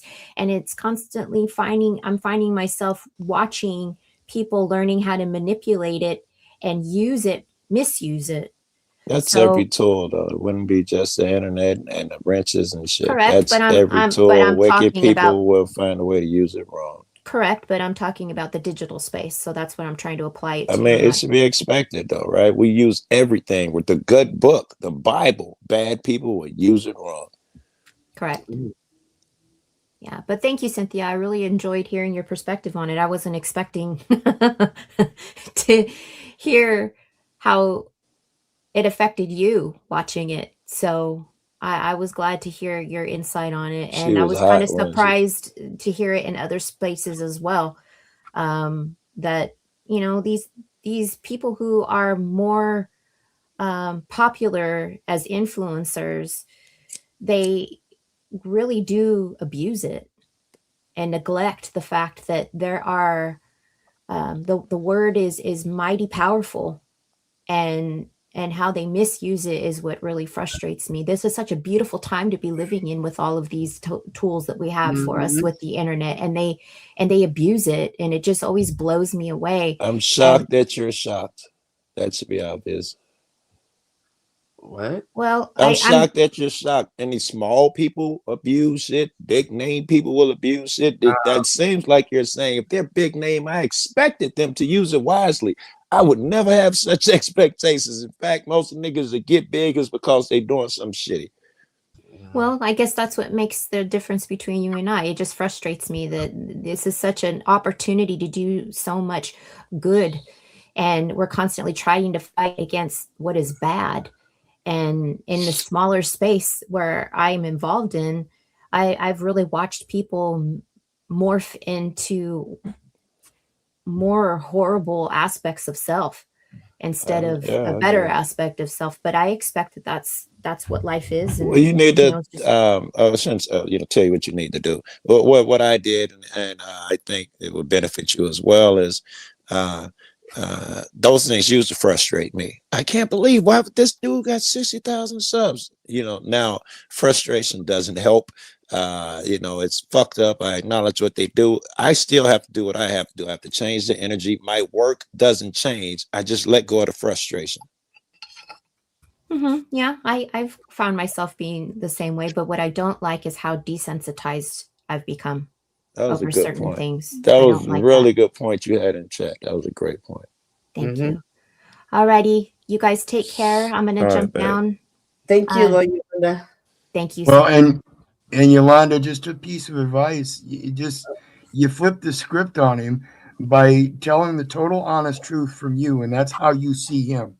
A guy that worships God, loves Satan, and practices casting spells on people is obviously very fucking confused, and you feel bad for him, and you will pray for him, and hopefully one day God will save him. Go ahead, Phil. Yeah. That's sometimes easier said than done. Right. But that was really good, strong advice, because I've had to can't add to it. It was perfect. And I've had to practice it for a long time. And I'm having to practice it currently with these fuckers at the courthouse. Believe you me, I don't like it, but it's a practice, and it's honor and integrity in your own word. Stop the fucking lying. Yeah, integrity is definitely a good word to use in this situation, because Tarek came into this space in the beginning as like pretending to be this sob sit, right? Right. And then shadowing these personalities that he was influenced by, even taking their names, right? You remember that? I do. And then them asking them to stop, because he doesn't even see that he's got what I like to mention as Peter Pan syndrome, right? He's always trying to pick up somebody else's shadow instead of just becoming his own person. The new shadow that he's taken on is a Satanist that loves to have conversations with a phone sex operator. He's completely flipped his script on here and expects that the audience is as stupid as he is to think that he's out here protecting women and their children, when what he's doing is abusing other people's children, other people's wives, other people's grandmothers, other people's aunties. And he's completely just flipped what he supposedly represented in the beginning. Yeah.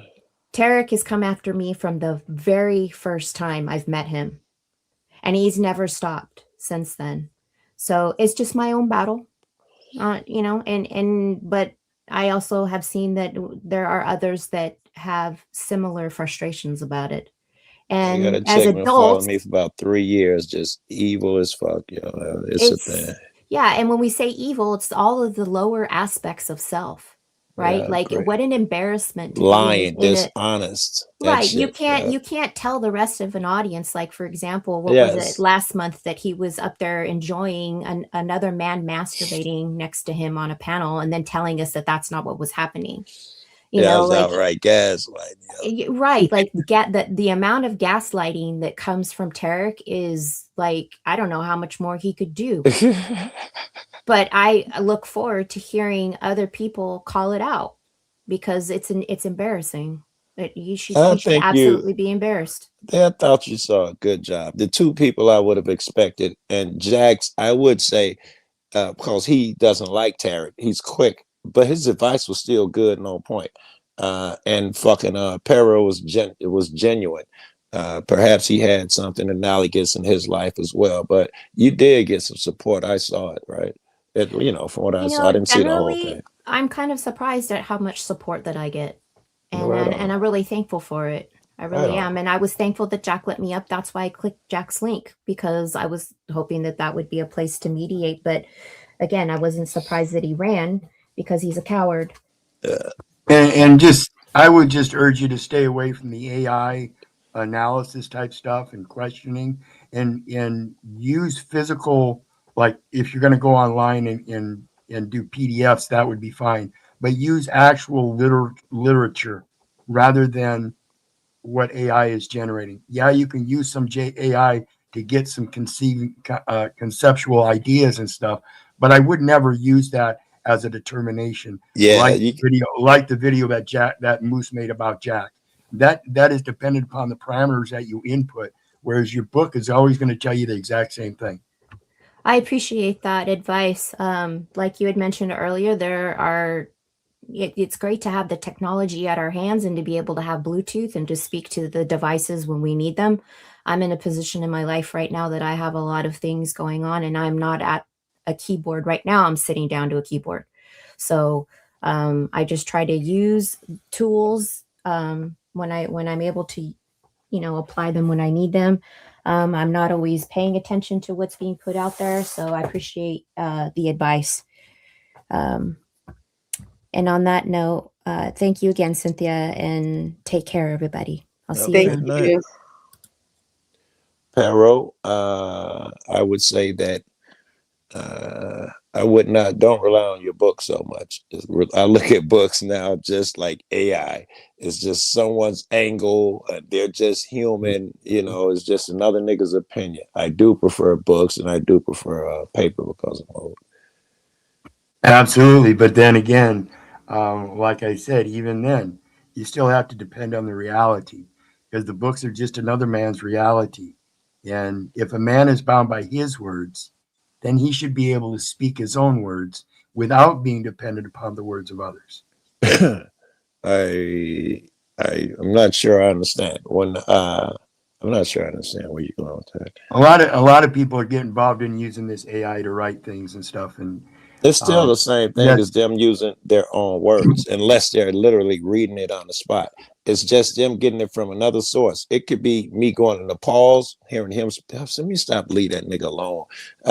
Me going into somebody else's room, hearing them spew nonsense. Right. AI spew nonsense. AI, though, if you're smart and you are, we know a lot of the inherent flaws in it. So it's just a tool. So is this motherfucker up here. And when I repeat them, if I believe AI like an idiot, I'm going to repeat it. If I believe that dude like an idiot, I'm going to repeat it. Both should use the same discernment. And AI is easier if you're smart because I know where it searches from. I know the input. The nigga is trying to get feature. All of that I know when I'm listening to. It's like listening to Fox. I know it's slanted. I know these niggas will never give me the truth if their guy does wrong or that type of shit. Yeah, and that's where the experience in reality comes in, though, because again, if you're consistently using somebody else's rhetoric and you don't have any way to. That has nothing to do with AI, though, right? That goes period. All right. Right. There's I'm no talking separation. about I'm talking about your firsthand experience. You have a different way of putting things in because of that experience, and each one is different. So if you get an AI answer from somebody else and they're telling you That's what the AI said. And you believe in the AI. Again, it's just a tool. And that's the effect they got when they used that hammer on that nail. So are you. So are Paul. Right, but you're going to get a different no distinction between AI, except like you say, there are different ways you interact with it, but it's the same thing. It's just information coming into me. It's not really different. But the information you're going to get is different. From every person, just like AI. Correct. Everyone will be different. Again, no distinction between AI. All right, we went off a bit. Well, anyway. Yeah, I think that. Well, I do think that the desensitization. Yeah, when Yolanda was coming up and trying to have the conversation, for me, that was a good point. Was triggering me the most, because Paul does consider himself this great guy that we should all aspire to be, which is total bullshit. But whatever. Jack, does aspire to be wants to be a life coach, and there was a woman who had an issue that was coming before men saying, "Hey, I need help with this man in our communication." And from my perspective on the outside looking in, she was completely disregarded. Oh, stop it. Jack popped that nigga instantly as soon as he made them cat noises. He kept putting them in the back. No. I'm talking about the way that Paul was saying, "Oh, come on, you know how this is. When I sexually harassed the same women that he did, they didn't have a problem with when I did it." And when she said, "Let's not minimize it," he said, let's not maximize it. Like it was just the fact that he didn't even want to have the conversation. I can literally see him in my head as we're up here talking about something brilliant. Someone in chat says something, it will hurt his feeling. He'll have to derail the conversation and emphasize it. The same shit he's telling her, well, let's not emphasize it. Every troll comment, you got to stop the show to respond to, giving it all this emphasization. That's not an excuse, man. These men are not like these. This is that if we're gonna have this parasocial world, and this is what we can expect, like these men need to stop acting like they're the leaders, then, because this is not leader material. You need to stop acting like all men will have a hive mind someday. When I'm pointing out that they won't, and we need to start pointing out the ones that don't. We need to start separating. All right, that's interesting. Well, as long as you do what Peril said, just tell the truth and call it out. He specifically said, as long as you speak the truth. I think even the Bible, that's like Jesus telling you, don't go in there with your ego. Don't try to be little, nigga. You can't go wrong if you speak the truth, even about them. But it's also maybe it's because I'm a woman and I'm an intuitive. I can understand when what I'm saying and doing is triggering something, and it may or may not be exactly what is happening, but it may have triggered another something within them, and I can sense it enough to lay off of it, because at the end I'm not trying to push it and dig in harder because I want to be right and I'm the alpha in the room. Right. That is where I'm seeing happening, and that is concerning me because it's not good. It's what it is. Environment. I don't think it has nothing to do with men and women. Perhaps men are more inherently argumentative or something. I don't even know if that's true. That will be in all people. You're gonna have the person who does what you did and say, I don't want to make shit worse because I'm trying to communicate here. But most people, it's about the win, the victory. I want to be right. That's most people, women and men. Indeed. But in this particular case, though, it was a woman going to 5 men. It was also an opportunity for men to show men how to be men. And I think a couple of them did. Well, not Southern men then. I'm banging my bowl around. I gotta mute up. No worries. But anyways, I definitely wanted to highlight that interaction. And of course, I know, Wizards, you know that anything I said about you, to you, criticism I had for you did not come from a negative space. Because when I talk about trigger, I do think sometimes you and I also know some of the things you go through, not all. And I do think that sometimes this reaction does come from that spot, and it presents you in a way that it makes it hard for others to want to communicate. She's got an excellent point there. Whether it is worth considering. The Bible said that a soft answer turn away wrath. It's very difficult to communicate with a motherfucker, and that's good advice for me. I'm talking to myself right now. Well, and I was just going to mention that because I heard you say that earlier in the stream, and down in chat, and that's the way I have to face these courts. See, on here, this is a metaverse. It's 0.1% of reality, so I can let loose too, and I realize that, so I do. But at the same time, you see, I'm actually working on making sure that I get better at that. Right. And I honestly think I have. And when it comes to the courts, I have to use that soft word, but it doesn't mean that I have to be untruthful about it. I'm still going to use the truthful words. It's just that I'm not going to be so vehement and angry about it. When you put it in paper, the emotions don't come across. Right. Mm-hmm. Yeah. And that means that you could change your words also, because you can write them down and don't put all that emotion in. And then when I'm speaking to you, I don't have to be like, fuck that, you the one. Absolutely. And that's the hard part for me, because my whole life has always been emotional. But I could tell when you first with the Paul shit, you've turned around so fucking fast, so fucking much. Right. Well, that was a part of a weakness in my life too, and that's another thing that I realized, because even though my life has been so emotional, I've never been so emotionally reactive. Right. And when I was sitting on that couch with nothing else to do and I couldn't move, and I was, stricken with cancer and not feeling the greatest, it just imbued it even more. It was that anger. It was that anger that came out, and sometimes triggered that whatever that trigger is, whatever that pulls up that trauma. Yeah, that releases the same way as well. Yeah, and that's why I say, love me all you want, baby mama. I need it. I'm the one that will listen to the criticism, and I will take it to heart, because I don't want to be that bad guy. I don't want to be that angry old man. I do want my words to sound soft. Not even soft, but not off-putting. I'm not saying be soft, but I'm saying don't hit somebody in the head and then be like, but I have life advice for you. Why aren't you listening? What's your advice? Well, my life advice is that if somebody's going to reach across the table and take one of your biscuits, you just stab them in the hand with the fork. I know. Easy solution. They don't snitch on you. They just say, wait a minute, this fucker's serious. I was in jail with a friend.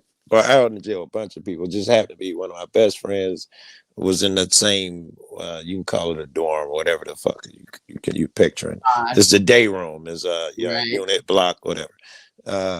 And this is my first night there, my first time ever being in that county jail. And the guy asked me if he could have my bread or something. I said yes. My friend was standing up. He'd been there for like 9 or 10 months. He was popular as fuck. He'd see dude reach across and grab my bread. He didn't hear him ask. He grabbed like, nigga, what you doing? Like, oh, me and him both like, he said I can have it. Oh, my bad. Wow. Yeah. And I think it was the Bhagavad. I always get it wrong. Bhagavad, whatever it is, that I don't know. Some of them Eastern philosophies that said you bear a burden. If that thing you were just talking about, where you realize that there's a certain energy that when you present it, it triggers that other person, you bear a burden if you use the energy to trigger the other person. That sucks, but that's what they say, and it sounds right. Yeah, you bear the burden when you trigger somebody to stab you in the back of the hand by taking their biscuit. That's what it's talking about. That too. And but in the obverse, it also presents the fact of the Christian scripture that says you let the cup welleth over, and what goes around comes around. It's the same concept. So on the positive side, when you provide that charity seems to pat you on the back. Comes I around. would agree. I'm gonna stress this, Pero. You could do that over the internet. You could put out love, and love will come back over the internet. You know, or you could see other people put out that negativity or bad shit, the opposite, and you see how it comes back. The same rule would apply for love. And you guys would think I don't have a lot of friends out here, but I do. Every time I go out in I this never community, considered it. there's every Cross my mind, right? every time I go out in this community, I have all kinds of people that know me and do little things for me anytime. Yeah. Give me a ride or come over and visit or ask me to come over there and smoke a bowl and share their life with me. Come over for the family gathering. One gal made me her daughter's godfather, so now I'm committed to a godfather position in life. People that I never knew and are not even Really part of my family. And that's what my community is. And that's a truer sense of family, which comes from familiar. Yes. Well, you can get familiar on the internet with us, but you have grown familiar with us. Familiar, yeah. But there is an added element of that being in person and seeing them like that every day. There's an added element, or I should just call it a different element. This is another element, and you probably seen that when you were vicious and angry all the time, all you got was that fake love shit from who's, I'm not gonna say any fucking names. Niggas just trying to bring out the worst nature of you and applauding it since you took the time to correct yourself, which is a show of love to us in fashion. I bet you've seen more genuine shit come your way. Well, yeah, and that's why I say when it comes to this metaverse and these parasocial dynamics, if I was given the opportunity to meet Joe, I'm sure I would take that opportunity up. Yeah, now, vice versa, it might not be so much equally balanced if Joe was to see me. And this goes to like people like Tarek. And I'm just making a little nuance here with Joe and I'm sure he'd have no problem coming to see me. But when it comes to people like Tarek and Snafu and people like that, Rap Blood, no thanks. No thanks. Yeah, this is pretty cool. And I think you're right. I should start off by saying that. This is pretty cool. Some guy who used to just really say horrible shit to me on the internet. Didn't like me, my kind, the cop watching shit, all of that shit. He used to leave bad comments, blah blah blah. But I hang out in everybody's room, so he knew me from being in other people's rooms. He was in Chicago, and I met him, and we had a great time. I brought him over here in my neighborhood. I took him up as a golf course about 3 blocks away. White folks jogging all over the place. He assumed it was all that shit he'd seen on TV. Niggas gonna be driving down the street, killing motherfuckers. I took him downtown, Lakeshore Drive, so Magnificent Mile. We had a great time. I don't forget, I bought him a steak, or he bought me a steak. And we became best buddies. Every time he see me in chat somewhere, he'd be like, "Yeah, I met Joe in real life." Loves me to death, man. Yeah, that's nice to hear, but that's not common. And when we see these relationships as they are on this internet, again, referring to people like Snafu and Tarek and such, my red flags go up left and right. It's not just one; it's multiples. I think from my perspective, the angry wizard would fall into that same category. But I would Very good. I would meet with wizard. I wouldn't meet with Tarek though. Hell no. Yeah, and I agree, and that's why I look back. I do not want to be like that, people. I really don't. If you knew me when I was a kid, I was the Boy Scout. I was always helping. I was always doing things. I was always being funny. I was great in speech class. I don't have any problem communicating with people. None at all. Really? Okay. I think, check this out, Cynthia. Tell me what you think. I'm talking to Perro, but tell me if the logic holds here. When you're young, you have certain windows to develop certain skills. If you miss them, they never come back around. I wonder if some of those social windows weren't missed because you were in and out of foster homes and shit. And they're gonna stick with you to a greater degree. Again, I don't think that's true. I think what it did was, at a younger age, I had already had a social environment because of the size of the family, aunts and uncles and cousins and everything. We were well associated. We always visited, so we were very associative. But it was within family. Oh, so when I thought you were in like foster homes. the first 5 years, I was, with biological family. So we always had to 5 years old. Yeah. So that was the then first, perhaps the that was the social first. shit window I'm talking about. Like when you're young, they say if you don't get touched between a certain age, you'll never develop properly. If you don't get certain stimuli. And as you grow, I think social, this is why I always push people need to go to schools as opposed to the homeschool. I know homeschooling is great and is preferable, but that social thing, I'm so worried people will miss that shit. And it looks at that school age is the window for you to develop certain social skills.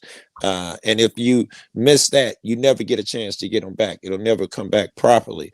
And if during yours you were in between different, your social skills would have been, no one is going to remain and be here for me, and it would make you react a certain way. And now that I think about it, probably. I'm sorry. Go ahead. Whoever talking. Yeah, it makes you more self-independent, and I'll explain, because you're absolutely right. In the grade school years, I was always moving from home to home, so I never got the opportunity to make friends. I was always in this phase of the new guy who was always getting bullied.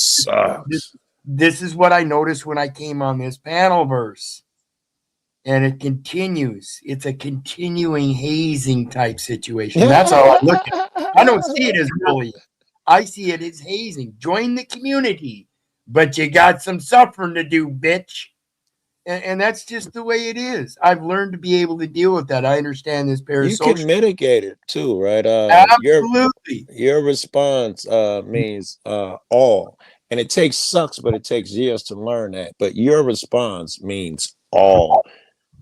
And that's what I was trying to get across to Yolanda. Your response and going around and crying about it is one thing. But if you go around and every time you see him, you bless him with your caring empathy for his patheticness, you'll understand his patheticness, because it really doesn't affect you. And you show that by being that positive side. That is good advice. Great advice. But so I assume that in your eyes, go ahead. There's just that predatory cringe that y'all don't. I'm starting to wonder that if men don't understand, like the things that he says.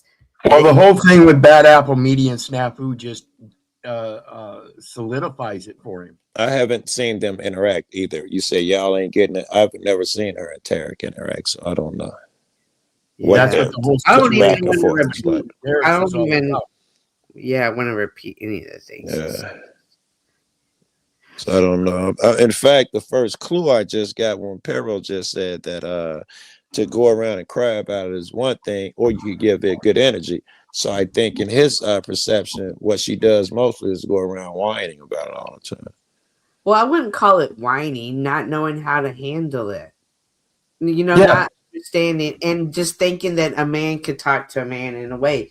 We heard him come up with that man. No, but see, earlier in that stream before he got there, before you came in, I mean, Tarek was talking to Jack, and apparently Jack timed him out for 24 hours because of his behavior. Right. And Jack was like, well, it was because of your behavior. And Tarek was like, oh, I'm sorry. My apologies, Jack. And the conversation was over. And with Yolanda, he just starts making cat noises. So he's capable of doing it and having the conversation. It's just his predatory state comes out. And that's the cringe or the darkness or the something that is against women. triggering. Yeah, that That's what is I'm saying. Now triggering. you're saying only against women apparently is inherent in what you're saying. Yeah, but then I don't. He Does doesn't it come from exhibit a that trauma? behavior among men. Oh, I he have does, this. but not to Does this, he? not to this extreme. Well, then again, but he did let excess red blood come up and fornicate himself, or Not whatever sure you what want they to got call to that. do. That's I mean, but that's I don't know. That's a guy. But then when I mean, that's a guy well, thing, I'm saying right? yes. I'm sure he's nice to some guys. I'm talking about because he's. I'm sure he's nice to some women. I know he's sucked up to Lindsay forever. But does he, whatever you're calling predatory behavior, does he just do it towards men that attack shit, whatever it is you're saying? Does he do He'll it do towards it men? towards like snafu snaps and bad app. Like if he'll do it towards men. But and it's although it does come out sexual a lot, like a lot of the things he says are always a sexual thing. And then when women have said, hey, we feel sexually harassed by him, he'll be like, you define sexually harassment. That is not what I do. I'm doing that for entertainment. But It's like, but I don't think he's doing it for the sexual pleasure. I think he's doing it for the dominance. It's the dominance that he wants, that he desires, and it's the chase for it that really gets him off. And that's a different type of energy to be putting out there. And to have it constantly coming at you, coming at you, coming at you. And yes, you can ignore it all you want, but even somebody's gonna say, hey, what did you hear what so-and-so said? Or did you hear? And you don't know what those thoughts, those words, what they're triggering within that person. And she's saying, hey, I've left him alone and he still does it. I thought I could whoa. If she's saying I left him alone, meaning even she agrees that she used to give tit for tat. Yeah. No, she said, hey, I have handled it this way. I have left him alone. She said it, but you can't always just Did you ignore just it. agree with me or not? I'm not sure. You just rushed over it. Is she saying she used to go back and forth with him, then she left him alone? Okay. Yeah. Okay. Well, you don't get to determine when you're going back and forth with a motherfucker because you decide on Tuesday I'm going to leave it alone. No. He's going to have a light mind. You don't get to do that. It's not a thing. But she's left him alone for months. This has been months. Like nobody's had interaction with them since like October. And he's still doing lives about us being the title. He just did one today about her. Did sexual conversations about it. Did one last week. Did one on Valentine's Day. It's weird, bro. It's weird. It's cringe. She says she agrees it's the dominance. And it's that energy. It's that is not good. And nobody wants y'all to correct it or go beat them up or anything like that. But like, don't desensitize it. Don't act like it's not a thing. Maybe you do yourself a disservice. But the words you're saying right now, you haven't explained the difference between chicks and men. What the person is doing so egregious to women, because so far everything you've had, he does to men as well, and the dominance thing. Understand that motherfuckers like Paul and whoever they are trying to dominate us. When they come at you with that nonsense, they're trying to dominate you 100%, no doubt. Stephen walked to a room, call you that word. They're trying to dominate you. So it's not something that it's exclusive to women. Therefore, we should act. If you're saying it's a shitty thing and we should act, yes, I agree. And if you do have an argument, and I'm sure you do, because I'm sure women, you fucking know what you feel. I wouldn't doubt that. You're not expressing it, making that distinction well. It's predatory behavior. That's just a word. No, it's not. Well, then describe its behavior, because I said it. When I said, you said predatory, you mean like attacking and fighting? You said yes. So you tell me what that is besides using that word. Look at hunting for that tack. Like, I don't, You know what a predator is, looking for a prey. Like you're looking for somebody, finding their weak spots, playing that mental game with them, regardless of who they are. It like they're a predator. They're looking for So that because it's fun for playing them. mental games, right? So that's what this is about, is actually the mentality. And my apologies for not catching that sooner, ladies, because now I have a better comprehension of what's going on here. Because I have to admit I agree. But again, I'm going to stick with my urging to treat it differently. And that happens mentally. So right. It's profound how, I have to say thanks for bringing that up, because it is an emotional impact. And that's why I agree with if you need help, Tarek, Snafu, Rat Blood, call 988. Right. What is that? They're the ones with the mental issues. Right. But that and preying upon somebody and having somebody feel like, oh my God, he's always threatening. He'll be like, I like he was threatening, I think it was Red 40 or somebody else. He said, I saw that Facebook picture of you. You really lost weight gained weight since that other one. He's like, but you know what? I'm not going to put your information out like that, but just know I'm watching it. Just know I'm watching you. When you say things like that to a man, to a woman, to anybody that has had experienced trauma. Just said that about 8 niggas today. Right? Niggas. What does that have to do with that conversation that I'm having with you right now about Yolanda in this situation? Or well, you're trying to say like it's different for women because this happens to us. He says the same exact stuff. I'm gonna put your information out. I'm not gonna do it. You gain a lot of weight. I see you got fat. I know your address. He says that to men 1,000 times a day. This is not exclusive again.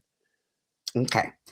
However, another man could fight another man. However, when a man is preying upon a woman, you don't know if he's going to pop out around the corner. You don't know if he's going to dominate you and grape you.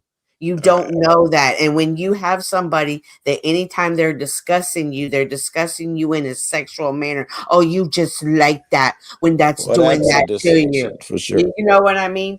And it's that. And it's the dominance over a woman and that power that he is seeking that men do not understand. Right. And when you justify it and say, hey, well, men go through it too. It is not the same thing. You're disqualifying it. You're desensitizing it. And in return, people are thinking, yeah, even Joe Cool says it's the same thing.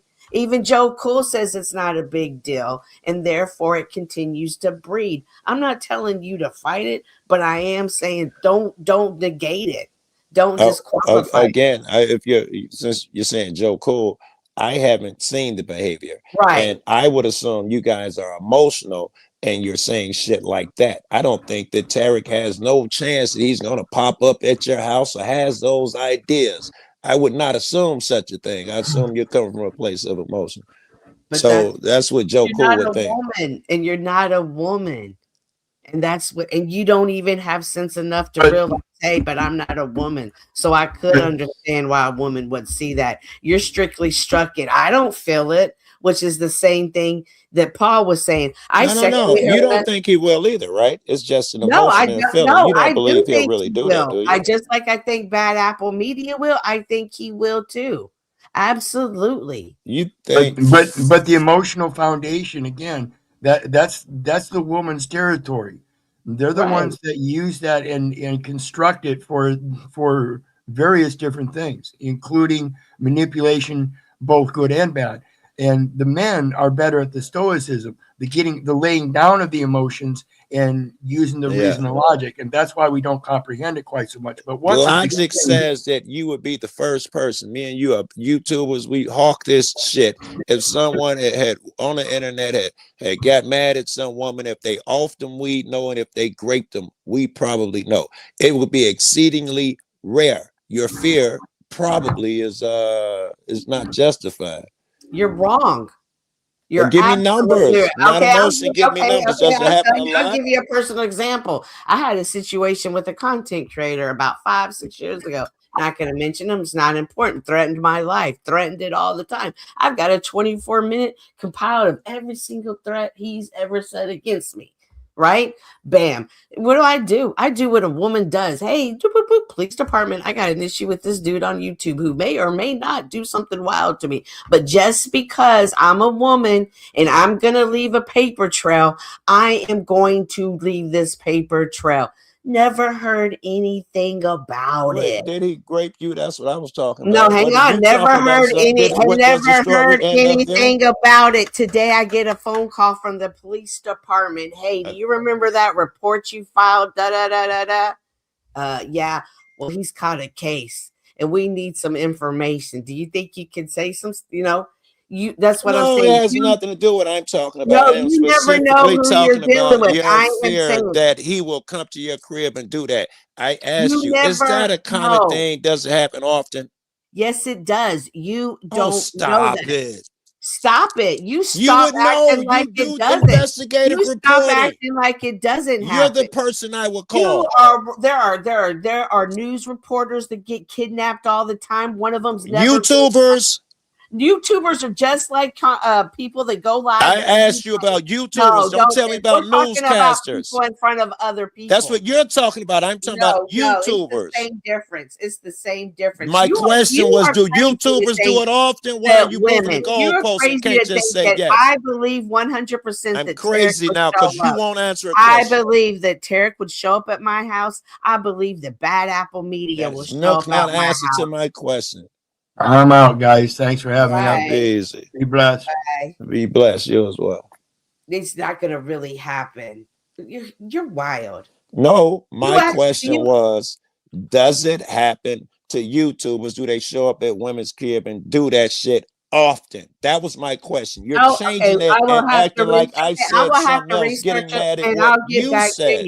Okay, I'm going to have to research it. It's obviously nothing I have the answer to now, but I'm going to get back to you. But you disqualifying it and being like, no, because if it happens one time, if it happens one time, it happened one time too many. And for you to throw in agree with that. I'm not disqualifying nothing. I agree with you. Often, and for you to throw in often is even shows a way of you desensitizing it. Really? This is why women can't go to men about issues. No. Like you don't have the balls or the decency or the humanity enough to address it. My baby's here to handle it.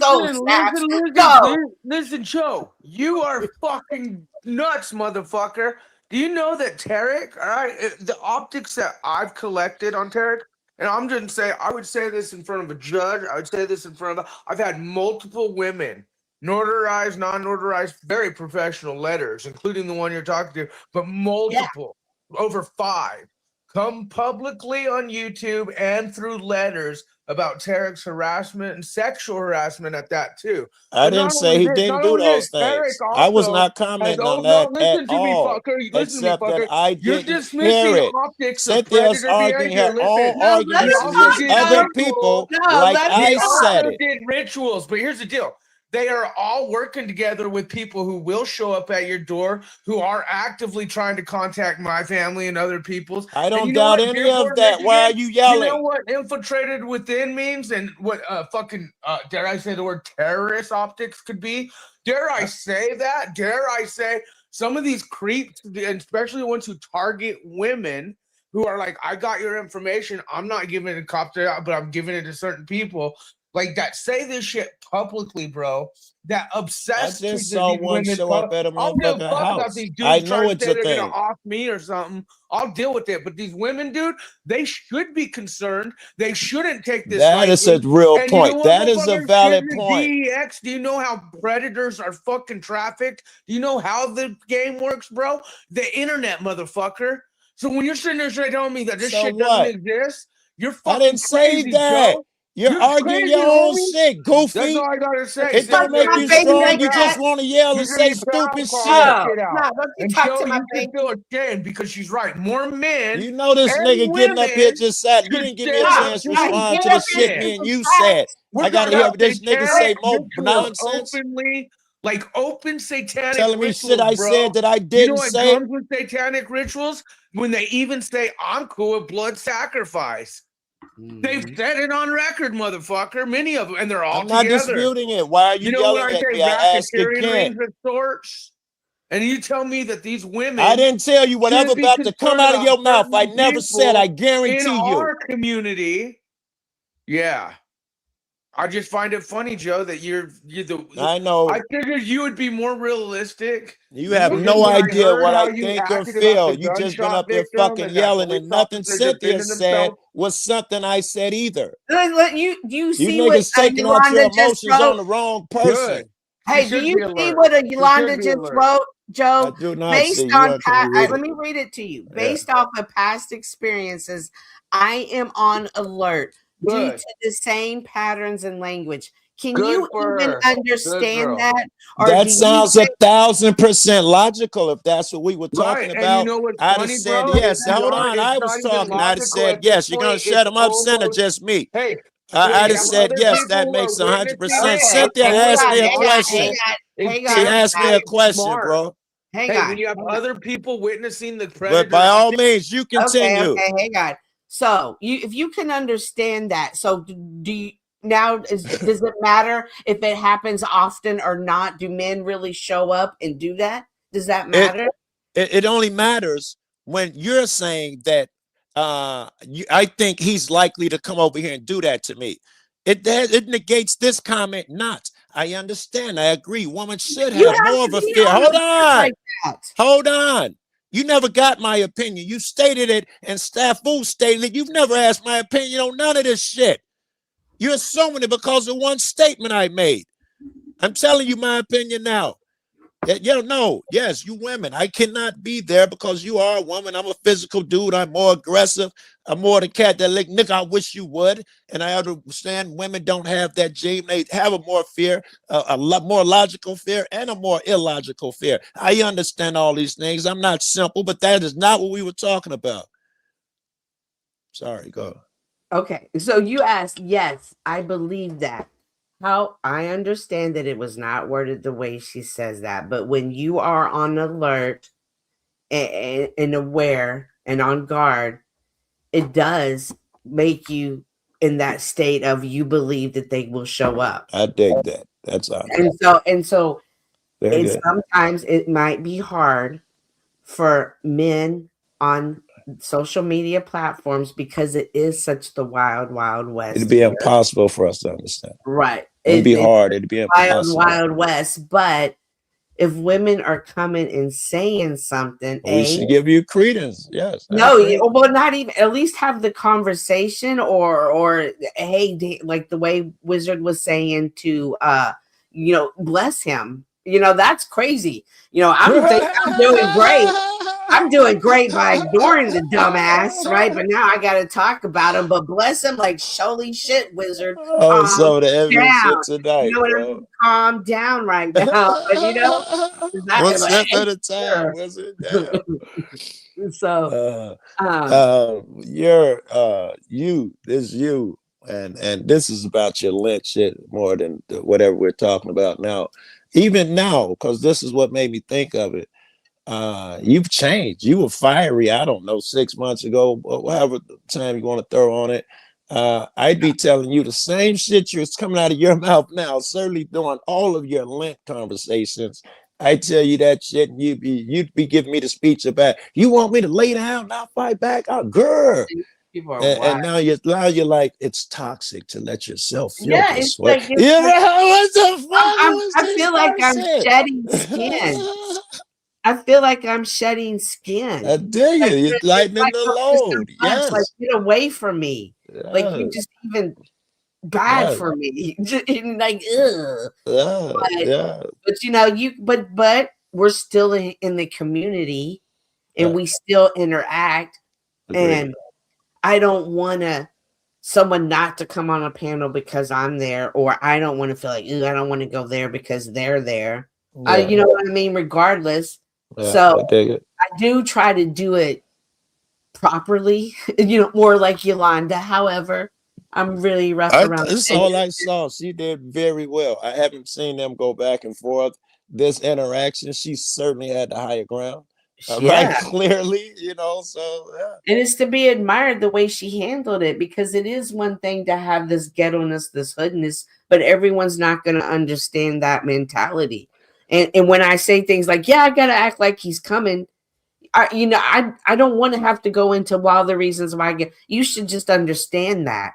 And people I don't do, always because it's understand happened that. to all of us, right? It still happens to me now. Certain motherfuckers, for many reasons, I don't want to go into a certain room at a certain time on many motherfuckers level, because it'll change the energy. Like anything with Tommy in there. Some days I don't want to be called a hard ER. I might have been called 3 times by niggas I don't even know. And like shit, I don't want to go in there with him and this other nigga that's gonna do this shit and talk about how dumb, my kind is. Sometimes I don't want to go through that. I don't want to have to feel uncomfortable going to a room either. Right. But I'm not gonna go into a room with anybody that has predatory behavior out of safety. What do we define predatory as? I forgot. Using your mind to get shit done or something. When you use that word, I think you are intentionally saying that he's coming to do that to me, and I'm not going to co-sign that shit.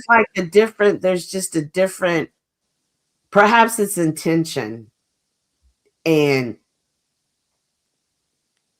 intuition points it out to us, and you can when someone has the intention bad, and perhaps you're just not going to see it because he does it in a way. Listen, I'm not saying bad. Don't restate my shit. You're doing it so horribly every time you restate it. I'm saying that one thing. I don't think he has the intent to come do that one thing to you. When I say that, you say, oh, you don't think he'll hurt me? That is not what I said. I'm saying one particular thing. It looks like we agree on everything else. You're saying that I don't think he'll now? No, you don't understand why I use the word predator. Predatory. Clearly, I think I told you. I think you're using it to paint the illusion that he'll come do that to you to smear the man. No, that's the problem. You're desensitizing it and justifying the behavior. You're desensitized by using that word when it's not justified, and you could be using more specific word. What's more specific than being a predator? What does that make people think of? Looking for someone to prey upon. It's a heavy word. No, that's not what people think of. Looking for someone to prey sound like upon. Paul. The actual dictionary definition of, what that means. I can't even finish. Because you hear what I'm saying. No. Someone to prey upon that that you can trigger. Hang on, let me go back and find it. Let me go back to find it. We don't need the definition. That will serve us not. That is not my assertion. When you are doing stuff and you are deliberately saying stuff, and that based off of your actions, you are causing people discomfort, and you recognize it, and then hang on, let me go. And then the same person is using you as a whipping post, which means when he gets mad at me, or when he gets mad at Bex, or when he gets mad at Jack, he goes and says, and then the lesbian, Yolanda, who she likes it, and says vulgar, foul things. And she said nothing because she's done what you guys have said to everybody. Just ignore it. You guys? Stop. Man, if you're talking to like 8 different people right now. You left talking to me a long time ago. You're telling me stuff I did when I haven't seen the conversation. No, this is my first interaction. How are you accusing me of shit? No. When you say ignore them and they'll just stop. Did I say that? Did I say that? Stop. Or you put words in my mouth? Or again, you're talking to 8 different people. You said that to me about Tarek himself. Did I say ignore it? But don't give him the attention. Did I say ignore it? Are you sure? Yes, don't give it the attention. Yes. Are you just sure I didn't go say over there? No. Is that what I said? Are you sure I didn't say there's a better route? And I gave you examples. I didn't say ignore it. I said ignore it. Examples of not paying attention to it. Because we've had those conversations many times. Examples of ignoring it. Examples of ignoring it. I never said ignore it. I told you that was a bad idea 1,000 times. I even gave you examples of what I do where it looks like I'm ignoring, but really I done did fucked up shit. I've told you, do not ignore. But you sit up here and you say, when you tell me ignore, I think you're talking to other people, not me. Okay, well, they just sat up here and they just said, don't go to the room anymore. Don't pay attention. They did. Don't say I said. Okay. They said, don't maximize it. So now Yeah, stop attributing you, it to me so I can have a comment. oh Every no, time you so say when I you said, it makes me desensitize it, be oh my defensive. gosh. You're right now, you're every man, okay? You're a man on the I panel. stand proud with that. You know what I mean? You're Paul, you're Jack, you're Flo, you're them all. You're Okay? every woman. Everybody's Every attacking me and man. jumping me when I'm your ally. You're every woman.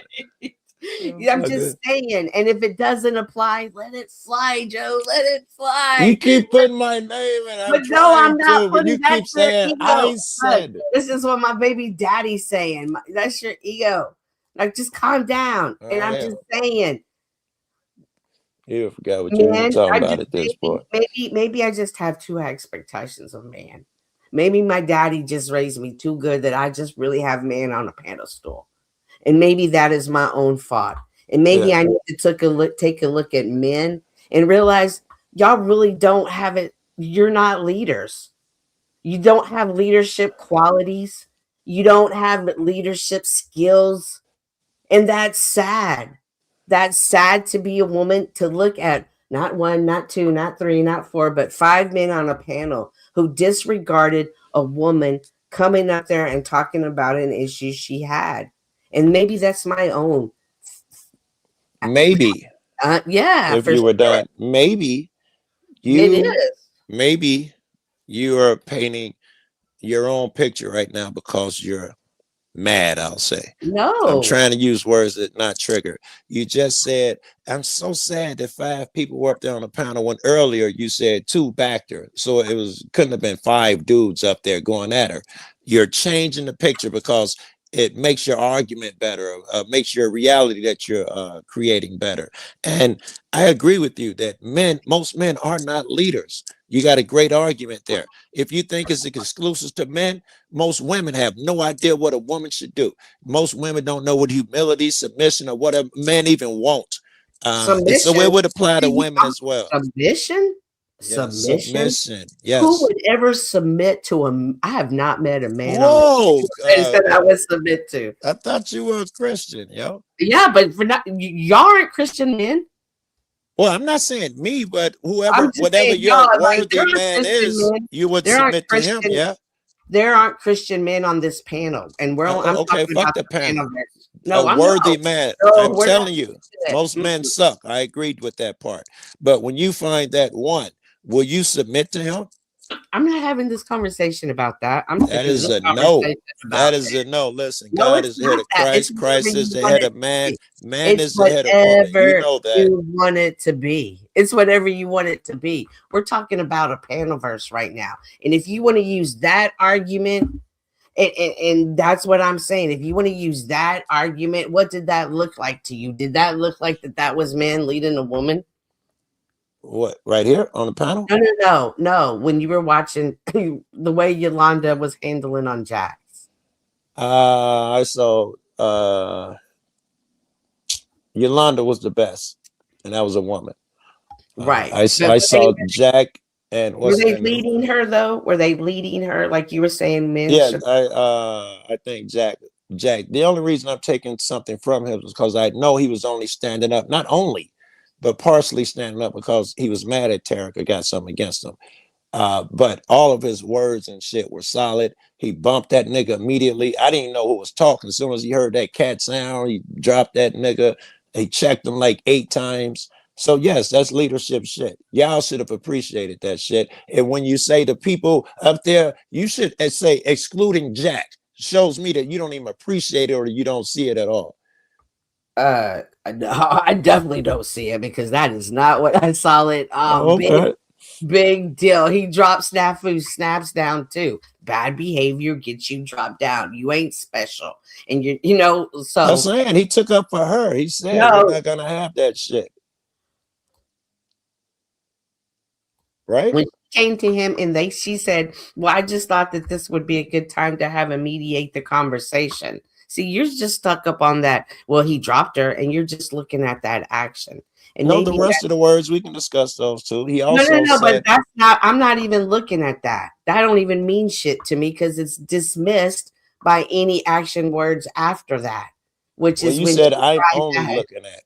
Well, so far, that's what the point that you brought up. Yeah, he defended her. It wouldn't mean that's the only point, though. I can give you other points in the Well, I'm conversation. not Is what I'm interested saying. right now. I'm still responding. You know what I'm saying? Okay, So, go ahead. yeah. So I'm just saying that that's the point that disappoints me. That I'm like, those weren't even men. What?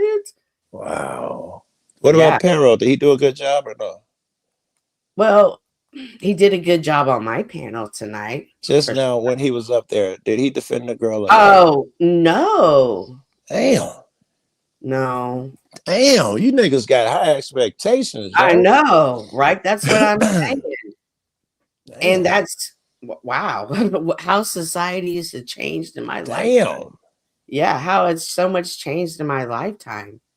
And it's a hard realization. Now you got me wondering if I even saw the same shit you saw. I thought we agreed don't worry about that it. them I two got you. stuck up for you. I'm gonna send it to you with the times. As a matter of fact, I'm gonna send it to you with the timestamps, and you can watch it on your own. And it was just, and again, I'm looking at it from a female's perspective, and you're looking at it from a male's perspective. I understand that, but facts don't change because I'm a male and you're a female. Correct. However, the measurements aren't the same. I'd agree there. For sure. And so, and that's the real conversation. Our measurements aren't the same. Yeah, well, yes, I agreed with that earlier. Instead of dismissing for a good reason. Instead of dismissing it from each other's perspective, and I'm going back to the conversation when Paul was up there and the dumbass things he was saying to the dumbass things 10th man was saying. Yes, like, there you go. I forgot about so that. there was just like it's not, it can't, it's, I don't know. I don't even know what to say about that. I don't know. I get the, and this will come off as a dismissal, but every time you say, you know, I'm looking at it from a woman's perspective, and then you give me something that applies to men clearly as well. And you know, I feel like, you know, I'm just nitpicky or something. Yeah, and I shouldn't you be. looked at things different because you We said, agree. yeah, I think you just said, yeah, Jack defended her. He dropped her. He dropped him. Yes. You know what I mean? And then I told you the other shit he did too, but right. you didn't He see said it. about, he said, you said that he corrected him about what, 8 times? He agreed with everything she said, right? Oh, he was taking up for her, I thought. But you're sitting up here saying he slammed her. Okay. I will say this about Jack. Maybe he didn't utilize the moment as a leader, as I see a man who is a leader would do. Obviously, Yolanda wanted to have the conversation. However, it was not had for many reasons. Because Paul was on the panel and she knew that before she went up there. Was she supposed to drop Paul? What? You say she wanted to have the conversation. You can't have your conversation when Paul's in the room, right? Or 10th man, they're going to distract from the conversation. 10th man going to talk all about him, and Paul's going to do whatever Paul does. So if she really wanted to go up there and have the conversation, him being a man, he was supposed to drop those two. Is that what you expected him to do? Or did you think he was going to work magic and make Paul and 10th man behave? What did you expect of him? I thought that all men would either this is a bad one already. would either see that this is a good conversation and be like, okay, well, yeah, because Paul had, for example, when OTW wanted to have the court case between I forgot even who it was. I saw one of those. I thought it was and then me and Paul didn't have any problem being the judge, and then I got kicked out of the community. You know what I mean? But now Paul all of a sudden doesn't want to play mediator. Okay, you know, whatever. and so then he makes jokes about it. Yeah. And then 10th man. Whatever. I would agree if you're saying that, taking it like you have an argument. In fact, I think I would agree. So I'm frustrated that no, you men, quote unquote. All of us. You didn't even recognize the opportunity. At least if they would have tried and failed, that would have been something else. Okay, you know what? This is a good time. Tarek, come back up here. Let's figure out what's going on. Let's hear your side of it. And if they would have tried that and failed, we might have a different conversation. B, if those men didn't have the maturity to have that conversation, they would have just shut the fuck up. You notice Moose didn't say nothing. JT asked a couple of questions here and there, but for the most part, others were trying to discredit it. Yolanda was doing a good job of still having the conversation from a logical standpoint, which men love because y'all don't like. I do. I loved it. Yeah, and y'all don't like emotion. And still not one man thought, hey, and the life coach of all life coaches should be up there. He's not God. He's not God. You know what I mean? Exactly. I've seen Paul trip up many a panel. Many a panel. You're right. I've seen Ted make every panel about him. Right. Paul, I mean, Jack is not God. He can't control them niggas.